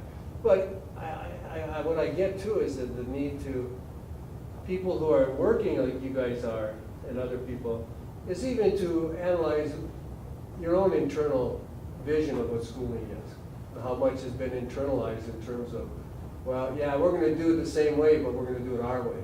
Yeah. You know, so jumping over a post-colonial, what would that look like? Well, yeah, that's a good, and I think, you know, Mike and I are talking more now in terms of the college has an opportunity to do that, in the sense that we're not regulated to such an extent as K-12 is. Are we doing it? If in fact there's an indigenous model of teaching, you know, or are we like most tribal colleges? Oh yeah, look at us, we're as good as you guys are, you know? Or I say, well, wait a minute now, maybe that's not our role, you know? But I think, anyway, what I'm suggesting is that hopefully as we go along, as we continue to work on what that could look like, and take pre-colonial learning values, but in a post-colonial world of research and understanding and fact-based, maybe then we can have some suggestions to work together in a partnership. You know, there are things that we can do that you wouldn't be able to, don't have the time to do. There are things that you're doing that we don't have to deal with because we're dealing with older kids. But there's possibility, I think, that a partnership of sorts, as we develop and you develop, if we keep talking, I think maybe we can have some things to share. Yeah. Imagine Imagine a summer institute would look like. Huh? Imagine what a summer institute would look like. Like that, right? Yeah, that's true. We can Or it use could be- language as one example of learning the skill without being taught, but designing an environment where you learn it. Or Reading. that's one example. Reading's another one. But yeah, no, I think that'd be, but again, you can't teach. That would be our goal. What environment would we have to design so that what you need to learn, you're gonna learn? That'd be good. I think Okay. some institutes, I assisted in maybe, had a program where the student followed around the fluent speaker, Yeah. and then they got credit for that. And then that naturally they learned the language that way instead of them teaching the program. They just heard it, and then to communicate, you have to communicate back and respond back. And or Dakota. Yeah, they got paid for it. Yeah, then they got Direct paid those. for it. And so I think Yeah. but yeah, that what you talked about, yeah, definitely like pre-colonial times of like what an uncle and auntie would have done. I don't imagine they would have had enough time to sit down with me and told me and had a lecture with me. They probably would have just took me and said, well, try it. This is what you want to do. And if you tried it, you made a mistake, and then they may have had a discussion with you, and then you might have just been, okay, I don't do that. And then it's, oh, that's how you do it. And even with like, maybe like the art they did, or even how to train a horse in that time, in that area, or even lighting a fire too. So I think those are all education in the context of like learning are still practical today that are useful. So that if you went camping, you still know how to make a fire. Well, one, if you ran into a horse while you were on tribal land and you wanted to go see it, maybe take a ride of it, like I did when I was a kid. Yeah. And just went learning from my uncle. He didn't come on take us there. He just showed us that this is how you get the horse to come to you, and here's what you can make. It wasn't a bridle; it was just a shoestring rope to put it over, and then you were able to jump on and hang on and guide it by the neck.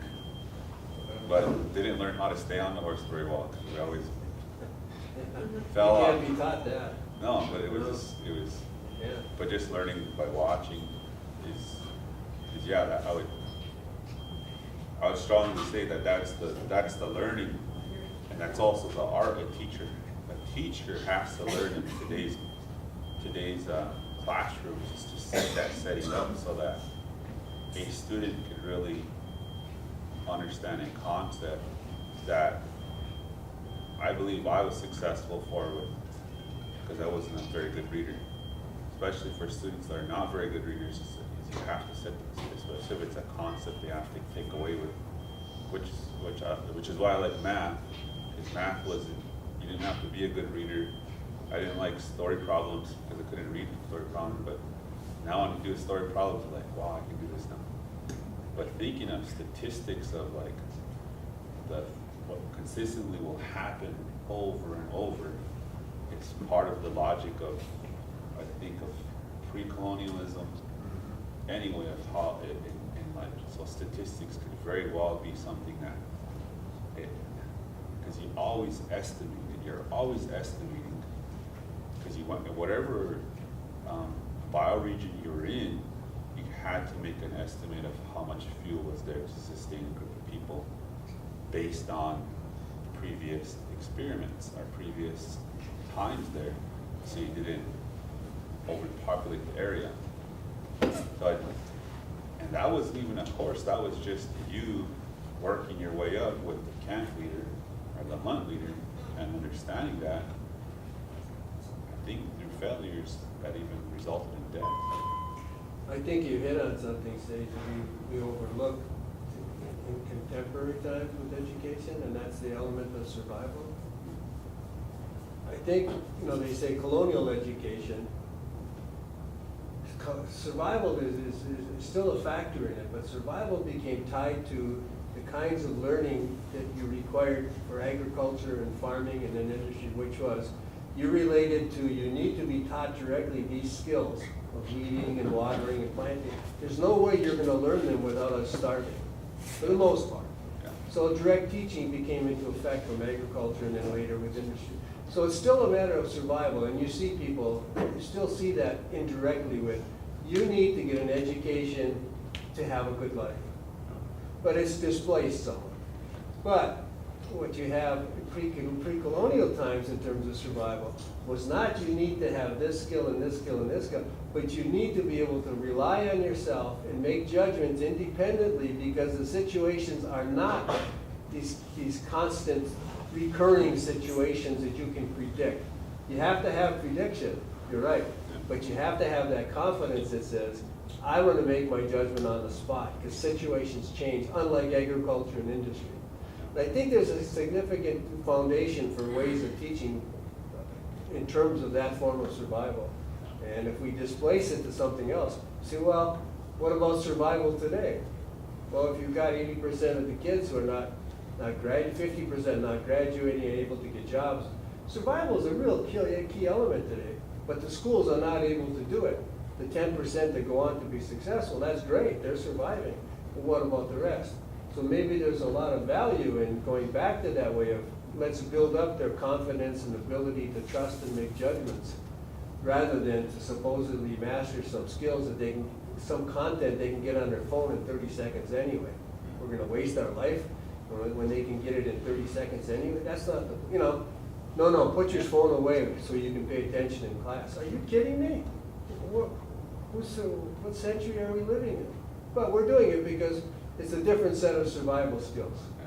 Yeah. But the kids aren't surviving that way. So yeah, what you're exploring, I think, a lot of key variables that diverge from the conventional schooling, but it's for the sake of the kids who aren't surviving there and for the sake of the culture and the language. So a lot to explore.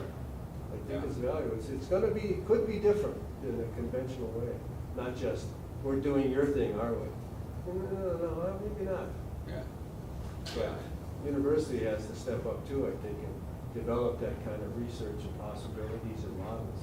So, and then practice them here as much as we can. I was thinking of statistically with when we went into pandemic, when everybody went online, and I was looking at the data of how much graduates we were going to have that year. It's still lined up to 68, and that 68 number. And that number has been consistent over 40 to 60 years at Todd County. So that means that that percentage of people have learned a system to survival. So that's how much we'll consistently have, I'm gonna guess, for the next. They've learned that method of learning how to survive in a public system. Percent of it, to break down a percentage by how much are readers and how much whatever else is in the loophole that we consistently get that over, well, for sure, I know over 40 years. But when we had that during the pandemic, when you were all at home, you still had that number pop up. I was thinking, well, we've learned how to survive in the school system, even at home, online.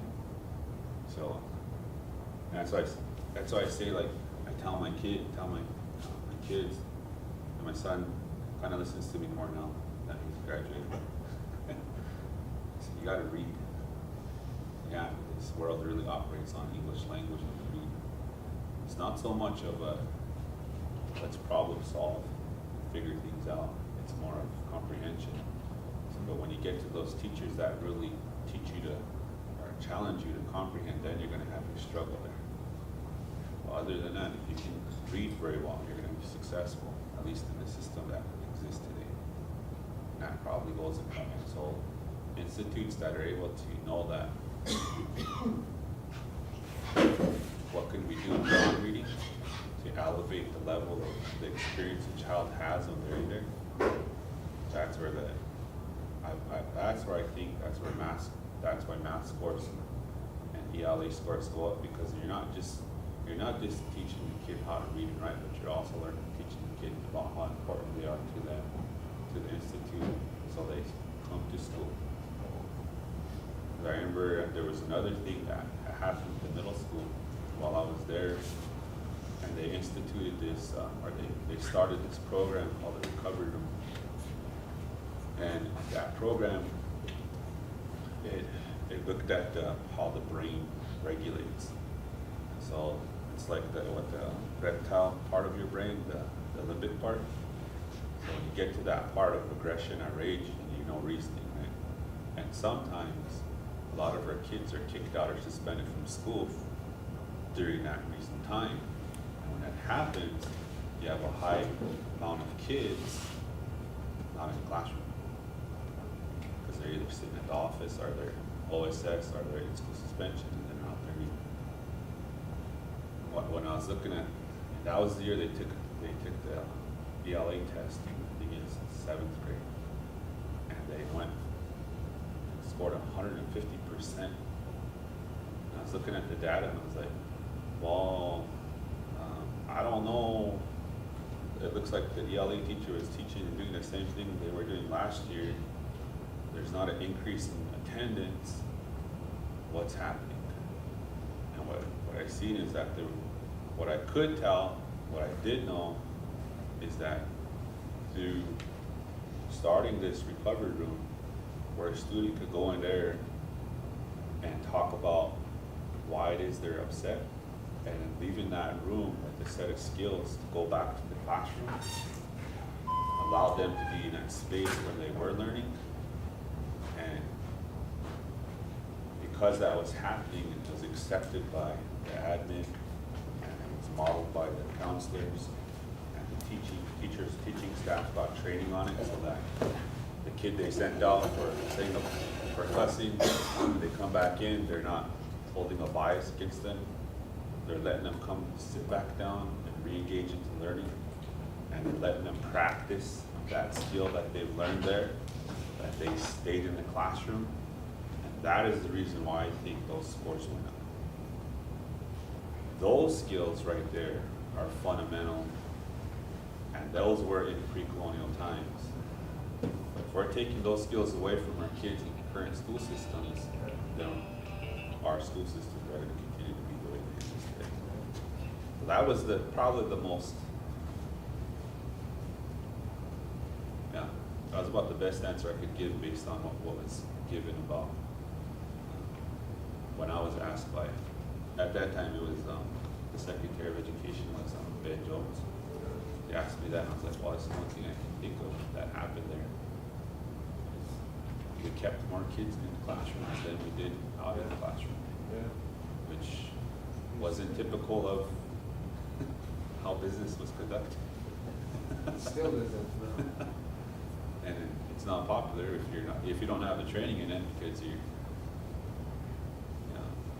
feel disrespected by a student that calls your name and then they're back in your classroom. But if you get stuck there, then you don't get to enjoy the time of like, you're back and I get to teach you, or I get to show you how this concept works, or now you get an opportunity to understand this if you set that classroom up to be in that space. Some of that perhaps comes from individuals and maybe dysfunction in a family, but some of it comes from the way the classrooms are structured. And that conflict between the way you're raised and the way this, another thing. But I think you hit on a good point, if I understand it too. What goes on perhaps in that restricted area where you're removed and put in, and then you're taught the skill or your opportunity to process what happened, how to react differently. It reminds me in some ways of when we talked about reading and your notion of comprehension as a real skill for higher education or for ongoing education. You not just know the word, but you begin to understand what it means. Is that it's still tied to speech, to talking. The skill of reading is tied to talking. If you can't talk the language, you can't really read it very well. Although you can get some words and learn vocabulary that you haven't used yet. It works both ways. But my point, I guess, is that I think to take a pre-colonial set of values of respect and discovery and understanding and to take it into a post-colonial model or age today, education could become learning to tell what you know. it's a complete reversal of the teacher telling what they know. But the point of learning to tell what you know is that because as you investigate and understand and listen to your peers and you come back and report on it, it's that processing in language that it leads to comprehension rather than some other way. There's no other way. We don't do that. We don't let you tell what you know for the most part. You know, we have assignments, we have reports, but oftentimes you're reporting back what someone else knows. You haven't discovered it, you just learned to use language. I think there's a real value in learning to tell what you know and learning much more in the process as a foundation for a post-colonial model of education. It's being done in certain places around the world, you know, build a model. But it takes a real reversal of our assumption that education and schooling are the same. Yeah, I agree, because we're trying to do that with our problem-based projects, is to 9 weeks until they have to, you know, learn about a topic and then build up to how do they articulate, you know, because it's a cross-discipline project. And at the end of it, they have to be able to tell us about it. And so they're using whatever they know to discuss it, and it gives them that platform to do that. But it's new to us. I don't know how many. I know there's an institute in Denver that does it. You know, but it's new to us, so but I do know that from reading. I know the Cherokee Nation used to do that whenever they were developed into this center of like everything was Cherokee, from their newspapers to their school, everything their own, before it got wiped out. But at the end of the school year, it wasn't just a graduation like we have today. It was about a week's worth of kids telling you what they've learned. At least that's what I read, and I was like, wow, that would be really be challenging. It'd be too challenging if you have to tell what it is that you learned. And I don't know if it was for those 4 years in high school or if it was an entire year, but it wasn't clear on it. But I just thought that was a good practice, especially with them. But yeah, you have to also consider federal laws and state laws that kind of dictate other things too. But, So when you started out with your kindergarten, what grade are you guys up to now? so we got second graders, we got 10. I mean, did one whole group go through yet, or are you like at the fourth grade where all of them are at fourth grade, or? So the ones we started out with, we had originally we started out with 9, and then 2 of them were pre-K. They're 4 years old, and I just decided to try it that way. But on our application, you know, it's just kindergarten only. And kind of the same model as the state. You have to be 5 years old before September 1st. You know, following that model there, and so those out of that class, 7 of them are second graders today. Okay. And then It's really not that old yet. and then the pre-K, he's in first grade. First grade, and then his little brother is in kindergarten and pre-K. We're not really officially pre-K. It was just I read about it, and I really see the importance of having that system in place. So, you know, want to work with the tribal programs, see if we can get that set up with the Head Start program, to the early childhood program, to start creating that funnel, because that was all the other part of the design, is creating that funnel there. So last week I had a visit from a parent that wanted to bring her child into the school from Head Start to our school. So she's going to be bringing her child once a month, this kind of transition. And it kind of sits, as a school, you're like, wow, that's really happening here. You know, like, we're used to that in the public schools that had hundreds of years of doing that now. It just sets a more serious tone of like what the community, their expectations and what to do. I'll turn off. I'd like to ask your your opinion or viewpoint of going by, you know, your school board member, worked at Todd County, and then you graduated from here a long time from your own speaker, and you have your own school you started. Just to start out, I've been reading about, like even nationally, male students, there's a big drop off in males graduate from college in view of other demographics, but they said they're thinking one of the reasons that the males drop out of school is in the K-12, especially like elementary up to K-12, their behaviors as a young male, young boy, you know, are penalized in school, you know, so that kind of, they gradually get pushed out of the education system, which means they don't fit in there, you know, just because of the environment there. Yeah. So can we bridge that? Well, that's also a problem for our Lakota males here also, but so if we take that comparison and we look at like public school that colonized education for sure. And then our native indigenous students go in there with an indigenous worldview, and that's a Western worldview. You know, when they enter that school, there's disconnect there, you know, so there's not a good fit there for them. And then if we bridge that up to like a TCU, a tribal college university like Central here, if our environment here and our experience with the students here, if that looks and feels like a K-12 Western school, just by that, will that impede the native students, you know, success? I'm kind of trying to define these characteristics, you know, where we can really look at those and start to assess and change the environment some, so just make sure that we don't look like a K-12 Western model, or more honoring of an indigenous worldview, just entire, you know, university way. Yeah, that was one of the reasons why I even ran for the board. I actually didn't want to ask people to vote, come vote for me, and that was culture change for me to do that, to ask for that. But that was part of what people don't know you, what that asking them to come support you, and then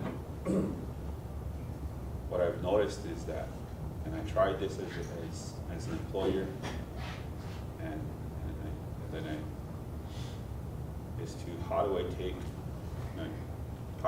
what was in Lakota studies, and remember at one time Cheryl saved my role here, said you're not going nowhere, because at one time they were going to just take away Lakota studies and just put it somewhere else, but even at one time they were going to put me in a stage or something like that, but where Lakota studies, it started in the janitor's closet. Probably no bigger than that, maybe. But that's where it started. That was a story I heard from Dottie LeBeau. She was talking about it. And so it's this whole challenge to, like, when you look at Lakota studies, what am I actually focusing on? Because it's a whole broad spectrum of all the things, like from humanities to even sciences. So,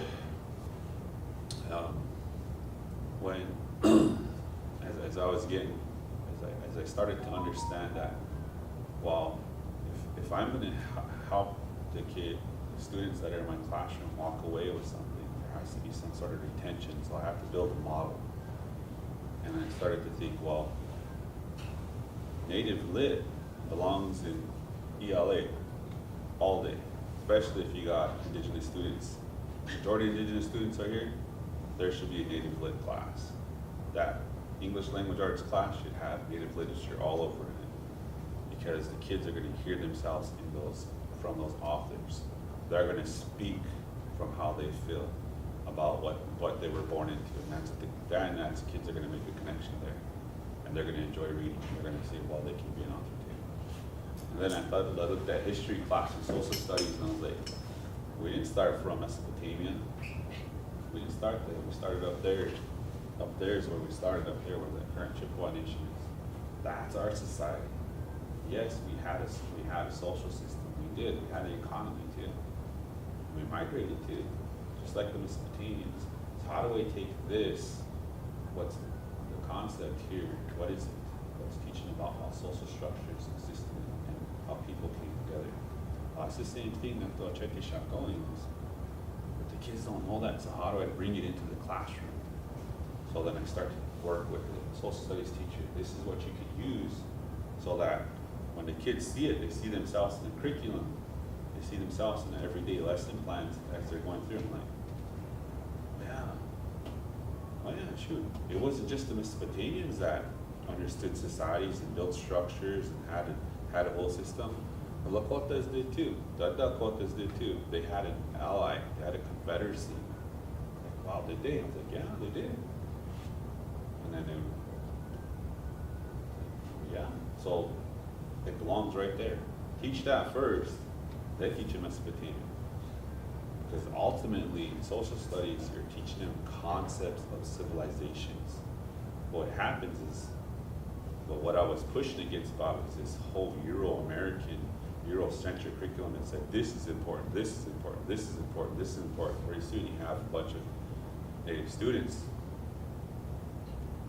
not liking themselves, feeling shamed when they open a book and they're like, if they were like me in Miss Nussbaum's class in 5th grade, it's like Miss Nussbaum says, we're gonna read about the Lakotas next week. And you're like, where's that at? And you flip through that book and you flip it open and like, holy smokes, you close it and you're like, jeez. It's a half naked guy on there. Holding a scalp. It says hostile savage on there. Got called savage out there in the playground. Got called savage in the border towns. And now this book's calling me a savage. No, thank you. But I was excited, man. I thought we were going to learn about Lakotas because I didn't even know it was really a Lakota. I didn't even know that there was how you take didn't know there was history, didn't know there was culture, didn't know there was language, didn't know there was an economy, didn't know there was religion, didn't know there was politics that existed there. Because all of it was pushing the Eurocentric model, so I thought that it only existed with the American founding fathers. So being in that role of pushing to where it belongs and challenging the teachers when they came back and said, why can't I do this? There's no resources. Well, let's figure it out. Let's get it done because that's what's really going to help that student in that classroom really want to come to your class because you recognize who they are. You're not discriminating against them. You're actually acknowledging that they're Lakota or they're an indigenous person. You're not afraid to acknowledge that and that they have a place too in history. They have authors too that are out there that you can look up. And then going into sciences and saying, well, the Lakota figured out how to tan hides, so they must have understood something about chemistry, bacteria, because they did it efficiently, because who wants to walk around with a stink hide on their shoulders? You have to tan it. And so they're like, well, they must have understood something about it. Physics, chemistry for sure, surface chemistry. And they had to build homes, conical homes, out here in South Dakota weather, Montana weather, Wyoming, and your homes had to sustain because it was survival. If they didn't do it, then somebody was going to die. And that was your measurement of success, is if you could have a stable home that didn't blow away and your family survived. Well, yeah, so you have to have a hypothesis with multiple attempts to come to a conclusion of how this is a sustainable home. So don't tell me there wasn't science in it. There was science in there all day. Let's figure it out. Let's figure it out. And the same thing with what was another one that came at me with? What? For see what I'm getting at with Mike with everything that they came with, even PE. How are we doing PE? Well, we do archery, so it's Lakota. No. Let's talk about our house. Let's talk about what's in here. What's going to help us develop it to be strong basketball players? We got to do push-ups every day. We got to eat our greens because that's going to build our muscles and our tone, so that when we're in high school and we're learning our fundamentals of placement, our coordination, that we're strong athletes. And we also know that our fundamentals in school, so we can, if we wanted to go off to college, we would have that structure already there. And also you can look at, well, what can you incorporate as far as activities? You can do lacrosse, you can do shinny games, you can even do races, but not just to the surface culture there was this era where they had this cultural learning. It was going beyond more than that. It was challenging, even to band. You guys probably heard of what's that group called? Oh man, they got oh man, it's a real cool melody. And I didn't even know they were Native American artists. It's not Redbone, is it? Redbone, man, Redbone. Redbone was playing. Yeah, that's the song back there. You were singing, and I was like, you can't tell me Native Americans weren't artists and musicians when you have Redbone playing the way they were playing. So why can't we have that in our band class? Why can't we have that in our high school class? You know what? Because they're artists. They can play instruments. They can play music, and then you can teach them about all the jargon about measurings in music class, tempos, things like that. It's like even a singular drum right there is from your bass drum to it has to be equal pressure all the way around to create a tune. And writing that right there out, that's indigenizing it. Even just so that was the pathway I took, was how do I indigenize all the content areas? Because you can. Because if you couldn't, then you should ask the question, why not? Why can't we indigenize this? Why can't you indigenize it? You should be able to. It doesn't just belong to one race of people, which race actually created this division amongst us. Because in reality, biologically, unless I'm wrong, so unless there's new details, all human beings are almost identical, except for the genetics that makes up the color of our skin pigment, to our eyes, to our hair, and the genes, of course, that where we're at, as far as how tall we are, how short we are. But if we have an opportunity, we can be successful in the environment we're in, is where I was going with it. So coming from that mind, and now I'm on a school board, running for a school board, I learned some things about case law and policy, is that sometimes people don't buckle up unless you have a law. And people ain't gonna have and create lesson plans unless you have a policy that says you have to create 2 lesson plans that are integrating indigenous content. And follow up with that, because this is what Charlotte Danielson does, is that if you fail at it, provide data that shows why you failed at it, so that we can get your curriculum director to come in to help you be more successful at it. Because being a successful teacher, being a distinguished teacher, means that our kids are going to be successful. Because you understand your teaching well enough to continue to evaluate and assess it and modify it to meet the needs of your students. So that policy that was developed was so that it gives a teacher opportunity to be successful. But it also says we will not deal with discrimination at all. So if you can't provide a lesson plan or you can't provide data, then you're put on a plan of placement. So like put on a plan of placement or I think it's called plan of placement. So that you had to be on there to start to provide that data. Because that was really at that age. Maybe there's a better way, But that's all I know for as far as policy to get people to act, to generate data, to really understand like what are we doing. And even that one, because you asked the question, even that it seemed like in today's era, that would be a no-brainer, like, yes, let's indigenize because it's good for the students. There was a lot of pushback for me. And with the history of, when you look at the history, you say, okay, from this year, whenever it was in the 70s, to right now, show me where we're indigenizing content as a program, so it's all synced together. Show me where we're doing it. And show me where we're saying we're gonna do it. It's important to us.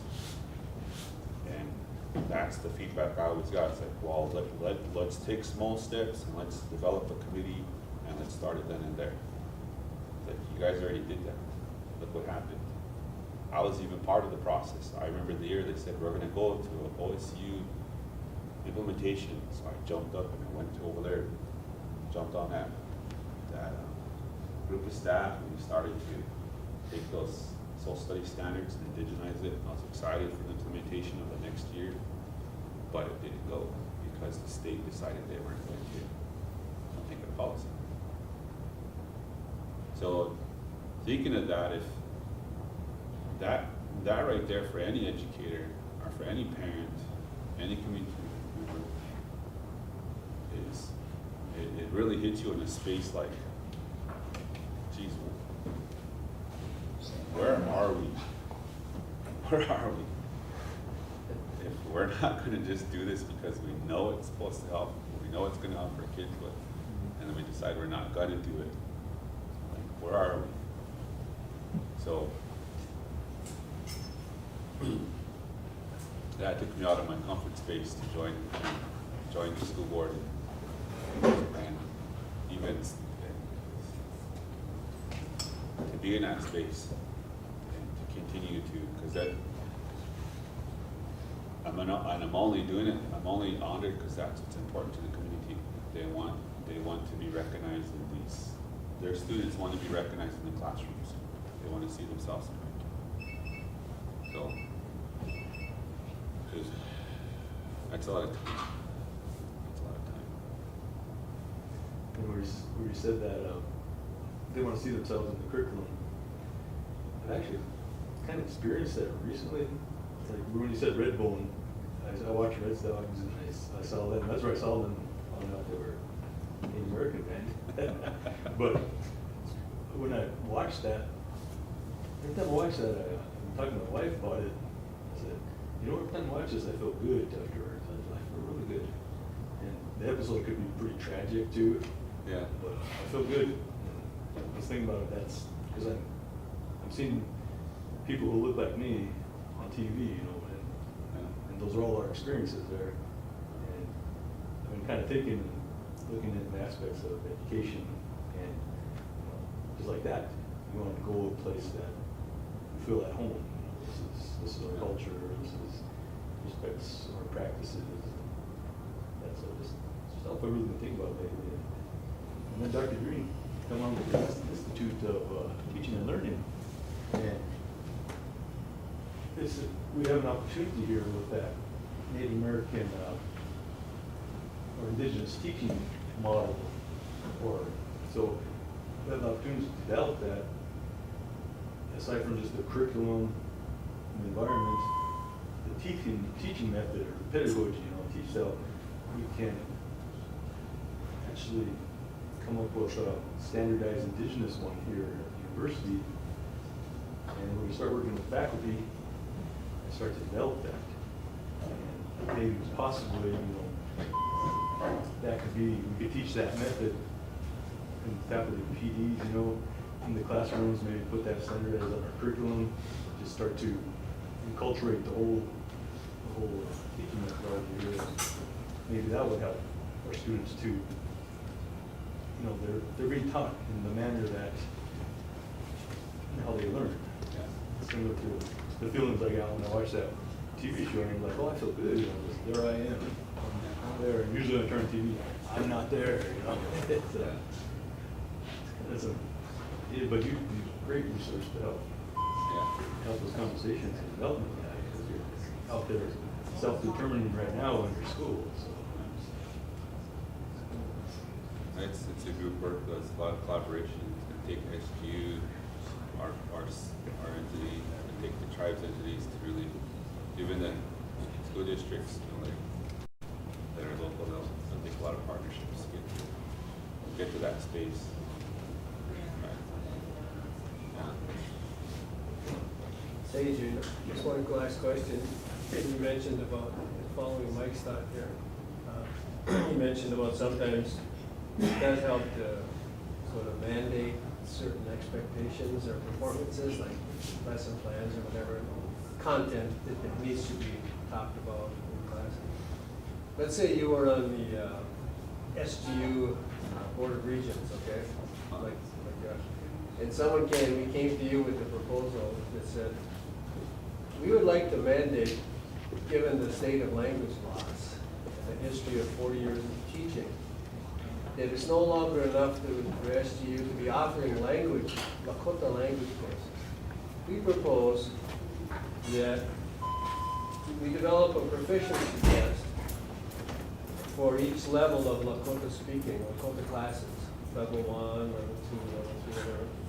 And if 50%, recognizing variations within students, where they're coming from, what resistances they have, but nonetheless, if 50% of the students in a Lakota 1 class do not pass the proficiency test, then we want the board to mandate that Lakota language teacher needs to go for some training in how language teaching. What would you say as a board member? Pretty touchy area. Yeah, I would say, yeah. I'd definitely develop, to implement something like that, which is very real, because you, in the context of, if that was what the contract said, or if it was in the context of, like,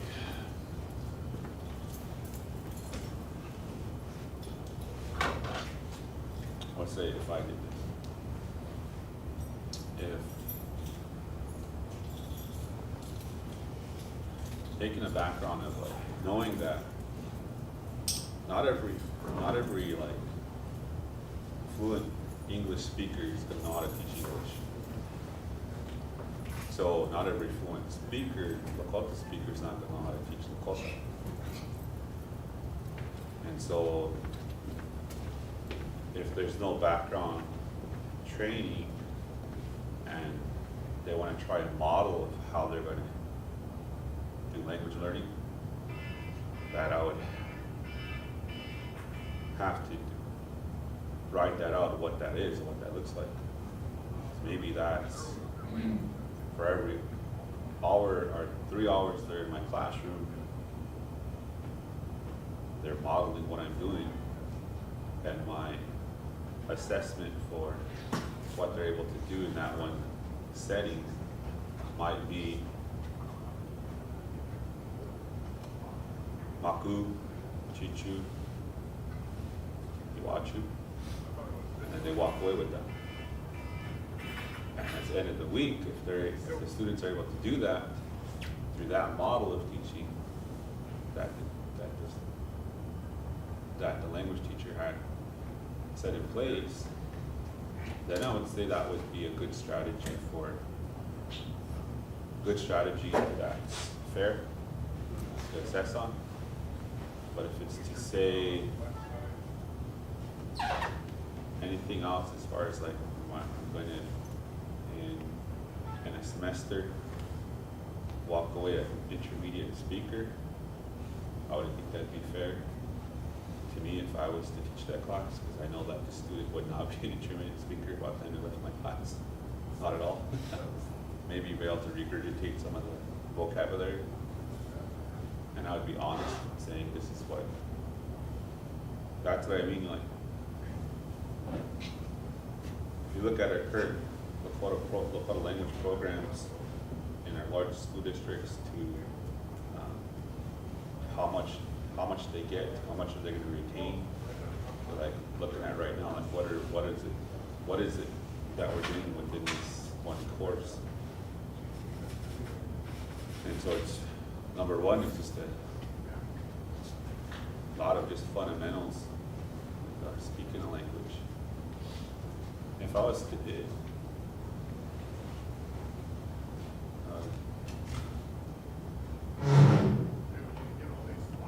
I would hear a lot of speaking in the language in the classroom. I would hear a lot of waiting for responses. Teacher waiting for me to respond back to them. Maybe some repeat after me oral drill stuff, but most of it's just spending a lot of time with you speaking on small stuff like this. Oh, Jean-Jean. Oh, Jean-Jean. Jean-Jean. No, oh, Jean-Jean Glepi. Oh, Jean-Jean Glepi. Daku oh, Jean-Jean. So in the context of where I'm giving you an opportunity to understand maybe what I'm talking about. Maybe your brain told you it's a bottle and it's, what's that over there? And then say, Oljanja shni. Oljanja. That Oljanja, let chunky na tanka won't block it. And then if it's in that context, where I'm actually having to think and I'm listening to you say it, and I get a chance to say it, I think that's a language learning class. Maybe. You're right, a proposal like that would have to have a confidence in a way of language teaching, language learning that works. Yeah. And that's not the issue any longer, to be honest. I mean, some of your demonstrations and stuff are, that's an example, but they're really well developed. We've tested some at Black Hills, we've tested them at South Dakota State for 10 years. Maoris have used it, we've developed it beyond theirs. So that's real important, but the question is really, it's the resistance or the understanding that cultural honoring is one thing for language speakers, but honoring the students' opportunity to speak is another key factor, and if those are in contradiction, how do you resolve it? Yeah, it's not a question, I think, anymore of how you can get kids talking right away. It's a question of, are people interested, willing to do that, because it isn't natural. No first language speaker has any idea how we learn to speak any language. So you can honor them for their ability to speak, but that's a historical, cultural honoring that's very significant. It has nothing to do whatsoever with teaching a language. But that's not a common perception of things. So, but assuming it was in place, it would still be a real, that is, the language learning training was available. It's been done around the world. Then the ability for, willingness for people to say, we're going to try this. Let's work together. I don't think it would ever come to that. So, I mean, the hope is more with the younger kids and stuff, but you're still fighting a uphill battle. Yeah. Without parents being able to speak, coming to college classes, and then the kids the kids that they raise or are related to, that symbiosis kind of effect could really add to the whole experience, but it's by and large not going to happen, I think, from here. I think the outcome could probably change to sustain current, meaning teach you how to read and write it. But as far as conversational fluency, I think that's a whole, maybe another part of the program that's introduced with, like if you're talking about a language institute that is producing readers and writers, and then you have a fluency part of it, and then careful art in working with the fluent speakers to understand, like, here's the measurement, here's the time we have. You would be able to create a fluency program with your students that are coming in, let's say, the semester time, and you really design those 3 hours for experiential learning, and then so that you can really develop from fluency. At the same time, you're taking maybe over here you're taking another course that's reading and writing, Lakota. So Lakota language 1, reading and writing. Lakota language 1, fluency, oral fluency. And then you focus on fluency. And then you focus over here on reading and writing. And over here at fluency, you're just working with speaker, just speaking on small steps, and then your object is to walk out of there with maybe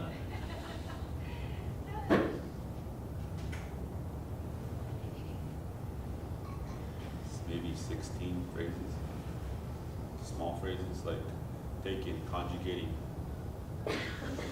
ichu, walking out there. That would be your high, I would say high level of 15 phrases, but Yeah, I would say that would be we good. have to go back and forth on what the proficiency rule, not the rule, but standards would be. Although I think, because then you would really develop that student to differentiating to what you're differentiating, but that would probably mess up your state's way of measuring what the language teacher is as to. oh yeah, for sure. They don't expect anything. That would be just fine. But it would really give your fluent speaker an opportunity to understand how language learning works. Yeah, no, So that's. they're not, that's huge. because to give them, what I wanted to share was that why I talked about time, of two biggest places of time is your fluent speakers only had a half hour of time per day to speak in these school settings, where at home, when you were speaking, you had all that time, to make mistakes. But then if you get a chance to really look at it like within a semester's time, you get all this time to figure out what can they really walk away with?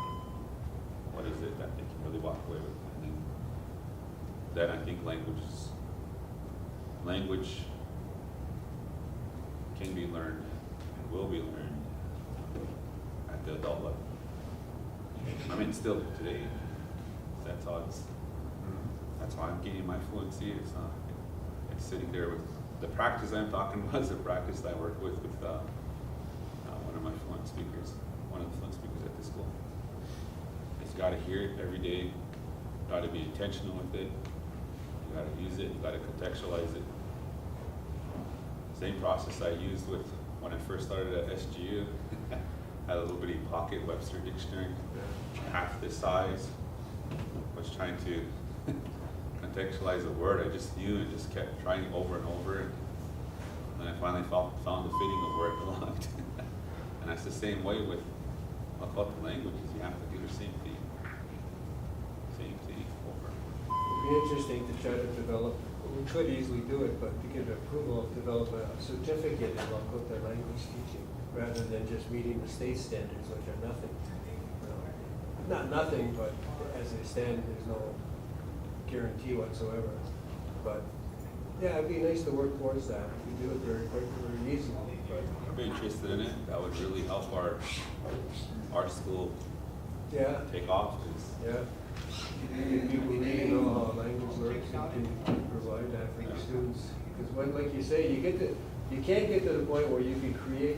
That's why your example of maybe 16 phrases. I would say no, not exactly. It's 16 situations where you have something to say spontaneously. Yeah. That would be the proficiency like the kids did. That's the goal. That you can get to in one semester. Then from there, if you get that foundation, then you can start to work with speakers. Yeah. Prior to that, that doesn't do any good. But yeah, we'll have to talk more about a possible certificate like that. I see, develop it, present it to the state, and I'll bet you people will buy it, because every charter college and all the schools are saying what we have doesn't work, but nobody's jumped out first, Yeah. So I say that's, Okay. you'll first, I'll cheer you on the side. Thank you so much. I hate to interrupt, but we're about at our time and we're setting up for the next event, so. I want to thank Cindy so much for being here, for sitting. I told him we only had to be here an hour, but now we kept them all afternoon. But this, there's over 20 people watching online. I know this discussion for us internally at SGU is really valuable to hear good work you're doing. keeps us trying to be creative. Like this conversation right here is going to lead to more conversations about what SGU can be doing better. And so thank you very much for your time. Okay, and then a reminder, tomorrow we're going to start at 9 o'clock, and we will be on the topic of social justice and advocacy. We should have 3 really interesting presentations and then discussions coming up. We're hoping for an even larger group tomorrow. So please invite people and let them know we're going to be here. Thank you.